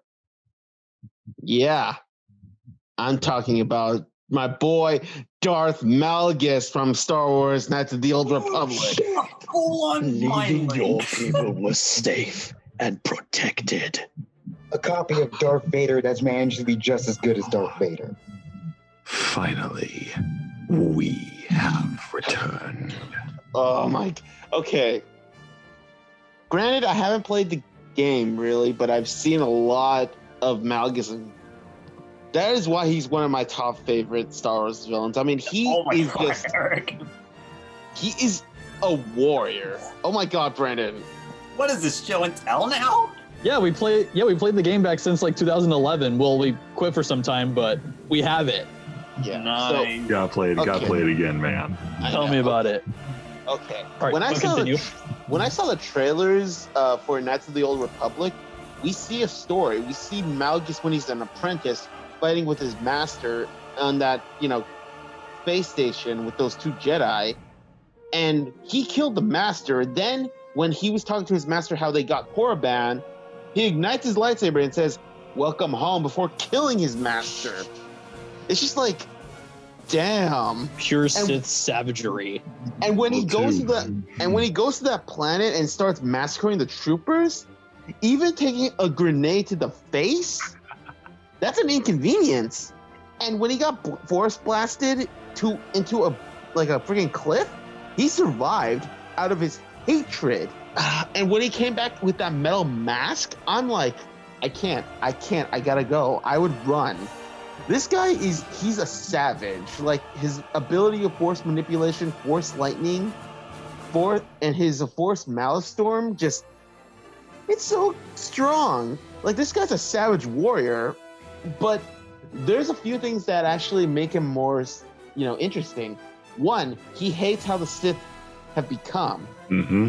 He hates how they're sellouts, basically. How they got Coruscant back. First of all, he attacked Coruscant after the Sith were basically bitches and just hid. No, he walked up to the Jedi Temple. He killed some guards. He just walked in the middle room full of Jedi, let a gunship come in, and he massacred everyone. But when the Sith was trying to sell Coruscant back, he was like, no. You know what? The Sith need to change. This is just pathetic. So he decided to rewrite the Sith, and it's just, his journey is crazy. Mm-hmm. And the fact that he actually married a Twi'lek slave and loved her was great. That shows he has some humility and his sense of honor. Like, if he keeps his word to you, if he says he's not going to kill you, he's not going to kill you. Like, seriously, he acknowledges strength, and I love that about him. And my God, when he killed his own wife to get power, that's so sympathetic, when I saw the return after he was killed, but he came back, I can't lie, I smiled, because Malgus is just that good of a villain, Please, we need a movie with him. We need a movie or a series. He killed the Twi'lek so that way no Sith would use her against him.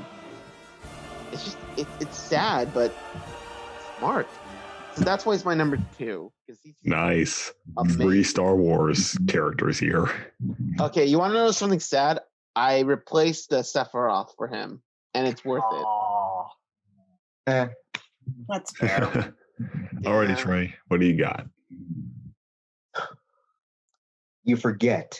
I know you, Bruce. The real you. Always hiding behind some kind of mask. No fucking way. Playboy, businessman, criminal. Bat. John Doe.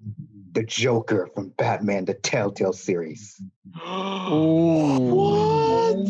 That version? Bro. Okay, Trey, please go. Tell us, please, now. This version of Joker is so criminally underrated because this is one of the first versions of the Joker where you and Bruce Wayne befriend him. You grow attached to him. His choices are the consequences of your own choices. And I love that. I love how it starts off in the first season, making you on edge with this guy. But then the second season, you realize he's just a mentally unstable guy that doesn't know how to really function in the real world because he's so used to living in an asylum. And you have people like Harley Quinn taking advantage of that. And it's up to you to put your trust in him and befriend him, create a bond with him to lead him to a better path. But even then, that still doesn't work out. I love the vigilante route in episode 5 of The Enemy Within because you see him try his goddamn hardest to be a fucking hero. You see him try. He is honest to God trying to hold back on his violent urges, to not kill. But a Waller, Bane, Harley Quinn, they just keep pressuring him, forcing him up against the wall. That when you're in Ace Chemicals, when he says how him believing in you was just a lie, when he shunts those agents, you look at him with horror because you're like, I made this guy.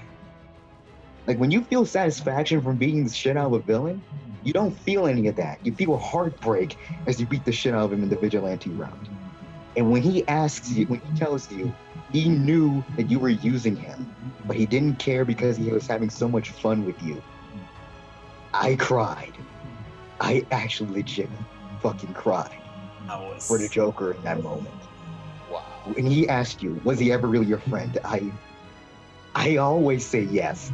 Anyone that says no is a fucking heartless monster. I don't give a shit if he's the Joker. God damn. Oh my God, Trey, are you crying? Oh no, guys. I want to. I love John Doe. He's one of my favorite versions of the Joker of all time. And he deserves my number 2 spot. Damn. Literally, the own creation led to destruction. Damn, Trey. Alrighty, EVA. On that cheerful note, you are next.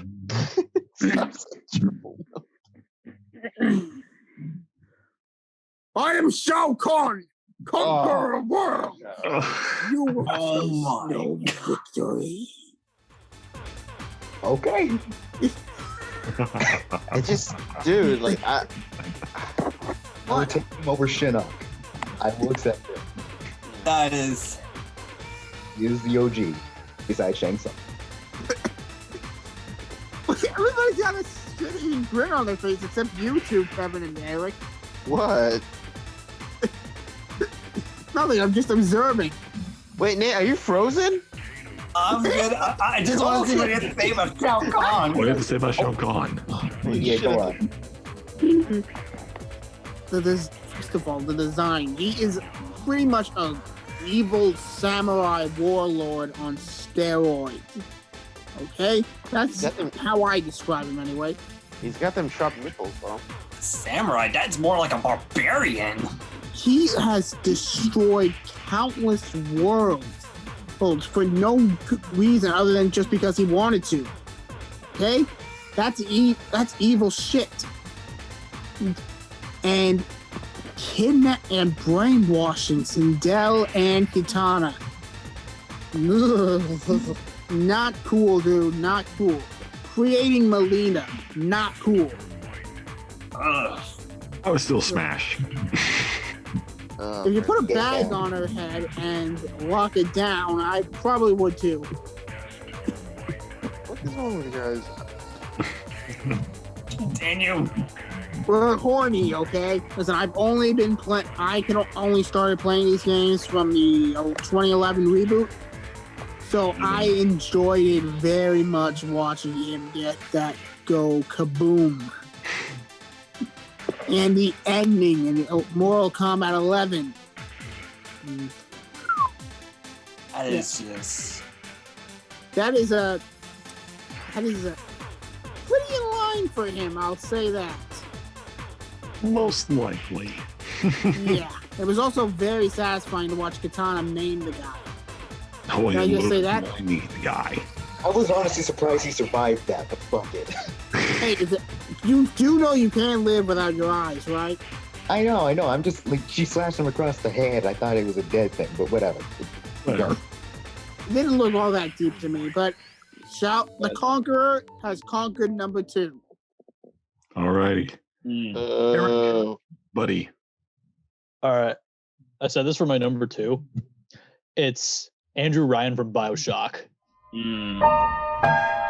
Basically, his character takes on very and how he was written takes on very science fiction dystopia proportions. Where basically he's the one controlling Rapture and the slave of the trigger phrase "Would you kindly?" and that iconic catchphrase, "A man chooses, a slave obeys." Like, holy shit! This is some it's like right up there with what I said about the Illuminati from Deus Ex, and in the ending where he tells the main character his origin, his birth, pretty much right up there with "I am your father" levels of holy shit, and then he just fucking kills Andrew Ryan with the golf club. It's like, oh my god.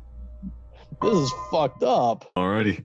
So here we go. Time for, once again, honorable mentions, everyone. But please, guys, tell me, this time you don't have 20,000 honorable mentions. No, you know the rule. It's only between 10 and 12. I'm 10 the limit. I know. All right. All right. Kickoff for the honorable mentions is Danik from Dead Space 3. Shao Kahn from Mortal Kombat. Bowser from Super Mario. I'll get this out of the way. Bowser for Super Mario. Bowser from Super Mario. Oryx from Destiny to Taken King. Elizabeth, Ninja Gaiden 2.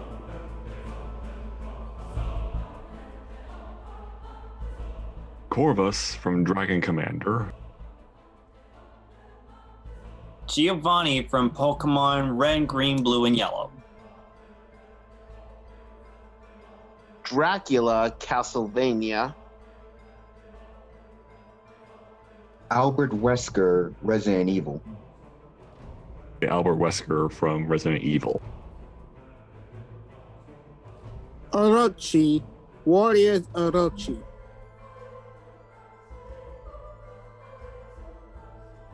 Darth Malak from Knights of the Old Republic. Victor Valenti, The Darkness 2. Toru Adachi for Persona 4.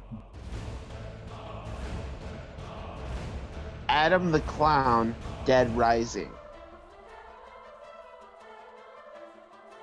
Handsome Jack, Borderlands 2, and Borderlands Tales of Borderlands.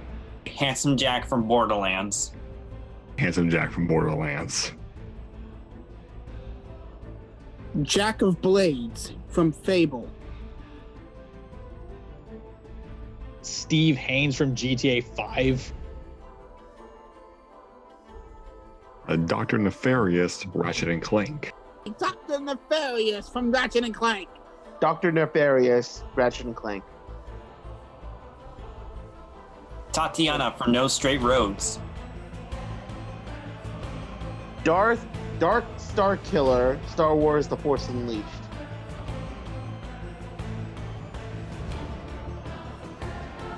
General Rom from Gears of War. Mehrunes Dagon from The Elder Scrolls. Scourge, Gears of War 2. Masashi Shido, Persona 5. Monsoon, Metal Gear Rising Revengeance.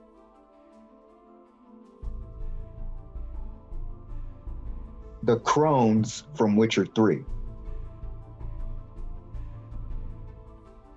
Reaper from Overwatch. Prophet of Truth, the Halo trilogy. Dr. Neo Cortex from Crash Bandicoot. Joker, Batman Arkham Asylum. Dr. Eggman from Sonic franchise. The Destroyer, aka Abaddon from Darksiders. Shodan, System Shock series. Artorias Colbrand, Tales of Berseria. Crooked Man, The Wolf Among Us.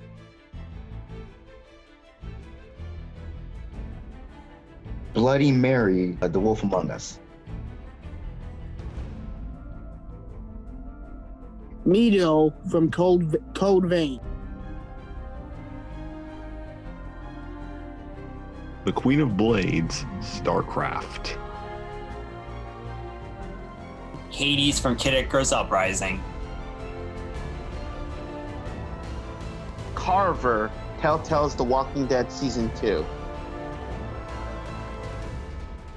The Elusive Man from the Mass Effect trilogy. Victor from Recore. The Dragon from Dragon's Dogma. Andrew Ryan from Bioshock. Dr. Merlot from Ruby Grim Eclipse. Sephiroth from Final Fantasy. Senator Armstrong from Metal Gear Rising Revengeance. The Wizard from the first Overlord game. Yelda Bales, Persona 5. Oh, you went with a god. Mm-hmm. Alrighty, here we are at number 1. Chiban. Alrighty, what can I do for this one? Oh no. Uh-oh. Pain. Agony. My hatred burns in the cataclysms of Duroth. But now, the Hall of Azeroth will break, and all will burn beneath the shadow of my wings. What better way than an evil dragon that travels through time? A dragon born from the pits of hell itself. Deathwing from World of Warcraft Cataclysm. God. Sounds like a badass name. I'll be right back, but continue. This dragon alone he was actually presumed dead in the second World of Warcraft game. But he was reborn to the forges of hell itself by actually grafting metal plates onto his scales, closing the wounds while they're still burning. And his design, my God, literally a dragon from hell. The voice is so demonic. His power is absolutely skyrocketing. The only way to kill him is by actually having the Queen of Dragons sacrifice herself and using the jewel, Heavenly Jewel, to actually end his reign. But what he left on Azeroth as an impact, he actually destroyed 2 continents single-handedly without backlash from anyone. He destroyed countless towns, killed millions of people, all because he wanted revenge, all for destruction. And just the animations for him were absolutely gorgeous. And his theme, my God, it is something out of hell itself. So that is why Deathwing is the dragon god of death, of villainy at number 1. Wow, I came back just in time. So this is your chance. Number 1. Alrighty. Oh my god. I am no mere simple vampire. I am a god. Brandon mentioned him, and I'm ending it with him. Dracula from Castlevania. Yes. Oh my god. Honestly, this was a toss-up between him and Ganondorf. It was like very changing, but after consideration, Dracula is the literal embodiment of villainy and the Lord of Darkness himself. I like that. But can I just point out something funny? You No. literally let the death battle decide who's top pick. Oh, maybe? Oh, don't pretend you didn't. think about it. EDI, let him continue, please. Oh my god. Even at his previous life, he still gets screwed over many times. And seriously, what is it with the death of a loved one that drives him mad? But even with that, that still gave him a better motivation to become the new embodiment of chaos. Even drawing power from the chaos realm just to give more power. That is the reason why he's always reincarnating every 100 years. And becoming the major enemy of the Belmont clan. He would succeed if only he could just find a way to cover his head. Hey, it's like with maybe Thor should have taken some pointers, you know? Yeah, I know. But even with that, Dracula is just the embodiment. His major fear is a big influence on the public eye, even after his wife died. Which props in the Netflix series for bringing that in. Yeah. It shows how deadly that guy is. The thing that sold me about Dracula, even though without getting into spoilers for that one, he'll always be like a big impact. Konami did a great job bringing like one of the classic vampires into one of the biggest influences. And my god, Smash Ultimate. That design in the boss fight. Beautiful. That's why he's number 1 for me. Hands down, nice. Alrighty, Kev. Number 1.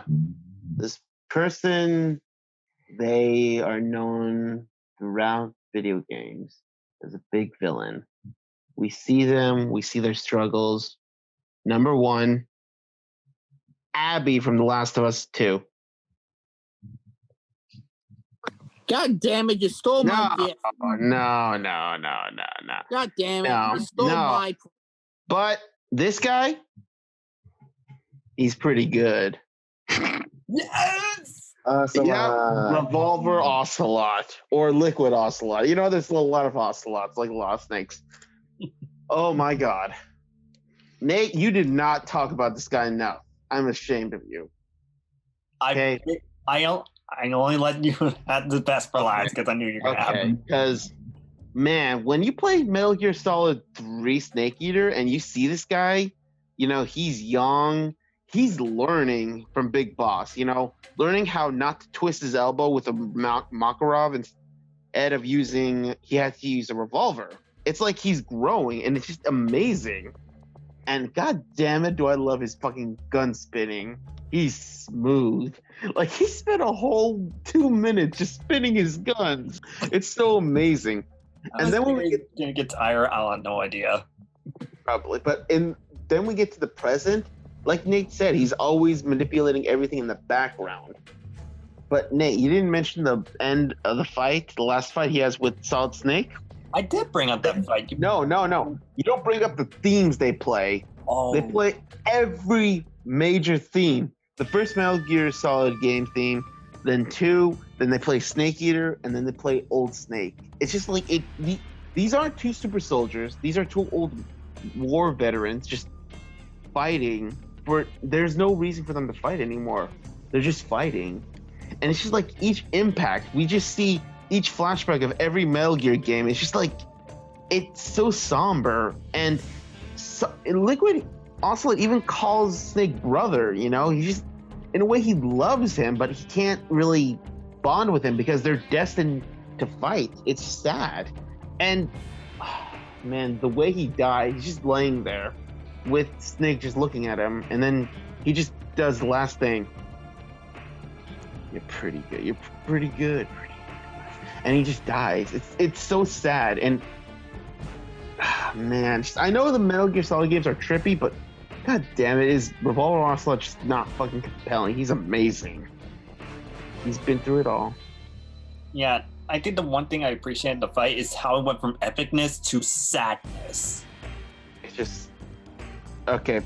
Trey, can you pick it up from here? That's All right. Try to top this.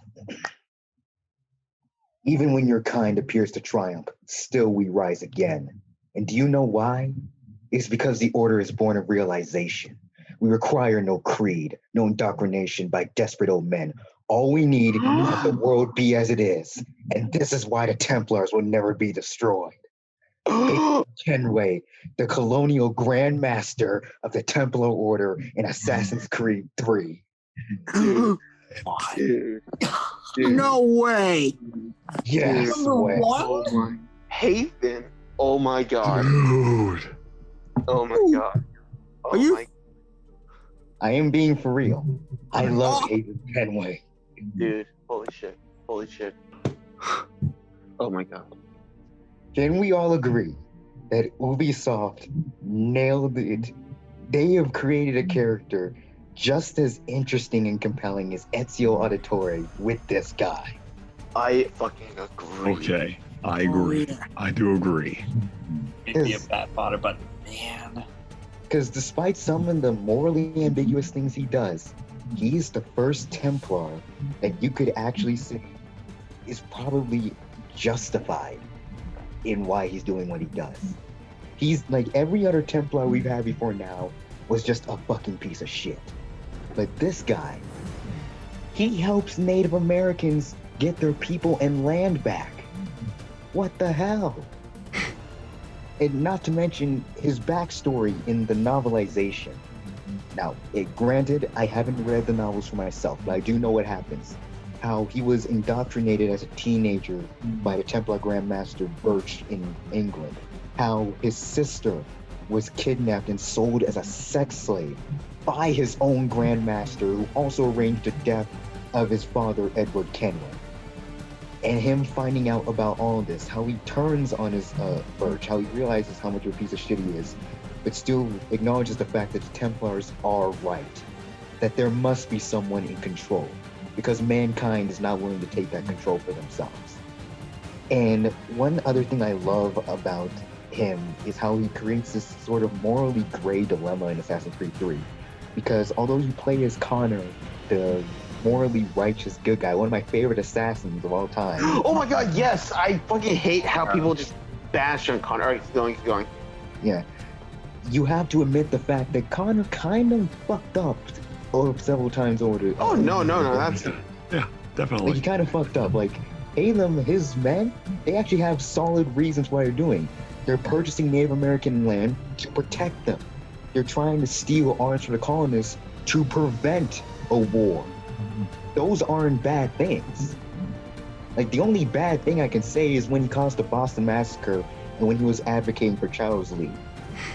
But Hayden Kenway, he is one of my favorite characters in the Assassin's Creed franchise overall. And how he went out respecting Connor, acknowledging him as his son, but not dwelling on the fact of whether or not things could have been different, because he was had that much conviction, belief that he was in the right. I applaud that man. And okay, let's just acknowledge Connor did say, "Rest in peace, father." He acknowledged that Hayden was a father. Like, he and Hayden might have fought, but in the end, they did care. They cared. Mm-hmm. I love that. All right, Trey, fucking again. Place for a villain. Dude. All righty, EDA, wrap up yours. Well, we talked about this series, thanks to Kevin. What? But this is a different one. Hmm? And she probably has a greater impact. For me, the number one villain is Constable Neela from Sly 2. What the fuck? Damn. Kevin got triggered. No, I'm okay. Well, explain, please. Please explain. First of all, she betrays everybody around her just to get ahead. Koopa Gang uses betrayal. So Carmelita used betrayal. Interpol used betrayal. The Claw Gang used betrayal. Claw Gang, that's what they're called. So, all right, keep going. And she even double-crossed her big partner, Arpeggio, just to steal the Clockwork's body and become immortal herself. And then she kills him. And literally just crushing her him like paste. Stop stuttering, please. Going? Brandon left! No, you did. Just keep going, dude. Keep going. Alright. And the boss fight against her Claw is incredible. So much happens. It's amazing. It blew my mind. And then, but here's why she's number one. Lasting impact. Oh, yeah. Because with her final act, she doesn't beg, she doesn't try to bargain, she cripples Bentley. Oh, dude. For the rest of the series, he is in a wheelchair. Yeah, not only that, because of that action, Murray left Team Cooper. You literally had to go save him from himself. God damn it, I fucking hate how you're right, damn it. Alrighty. Eric, you have the honors. What is your number one to close off this list? All right, my number one. The Game Awards in EA. What did I do? I said EA. Oh, my What? bad. I'm kidding. I'm kidding. But really, they do suck. No. Yep. No video game villain has gripped me as much as Joker from the Arkham series. Period. Fucking knew it. Yeah. Two Jokers. You of honestly all thought- people should know there's plenty wrong with me. Oh, God.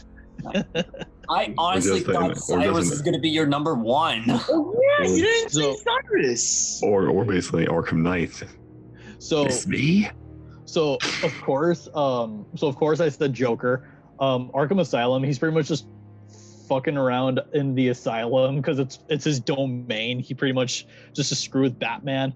And then Arkham City, he takes like a really interesting approach where he's just a personal villain of Batman, while the main plot villain, like the external plot, being Hugo Strange. Then Ra's al Ghul. And then Joker again. And then Joker shows up. Like, I love how Arkham Knight didn't even advertise Joker at all. We didn't even know if Mark Hamill was coming back. And then the minute Joker shows up to get burned, and we were like, oh, he's really dead. And then we see him show up in Bruce's head. It's like, oh my God, this is so screwed up.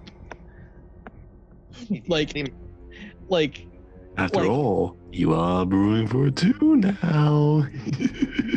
If the animated series and the Killing Joke and the Dark Knight movie can show us like different interpretations of the Joker Batman relationship, the Arkham series Joker Batman relationship is just no words. Nothing at all. Yeah, I remember when we were texting each other in the middle of the night and we found out that Mark Hamill came back as the Joker. Yeah, we were like, oh my God. He's back, baby. Guess Anywho, who's back? That's my number one. Nice. Wow. Wow. This Yeah. list, like the last two we've had, these have been a lot of passion. So we're going to see what happens with the next list because, granted, though, I'm going to do a little bit of reorganize. I'm going to announce the next two videos here today. We were supposed to do the Star Wars one, but since Eric is going to be out of town, it's actually good for me and him, whoever that we're going to do. Instead of doing that, next time is going to be top 10 part 2 of anime endings. Oh shit! For me and Trey. Your But cherry's gonna be popped again. but the second video after that, it will be the top 10 Star Wars characters. Hmm. So there you have it, guys. Let us know who you think should be your virtual kings and queens of villainy in the comments down below. And please don't berate us just because we missed a few of them that you like. Because remember, this is our lists. And it's the best list there ever is. No opinions. Oh my god. So anyways, guys, thank you for joining us after this long hiatus. Remember to smash the like button in the face like the bastards you are. And don't forget to click subscribe and join us here in the shadows. I'm the Darker Viewer. We are the guys in the shadows, and we shall see you in the next video. Peace.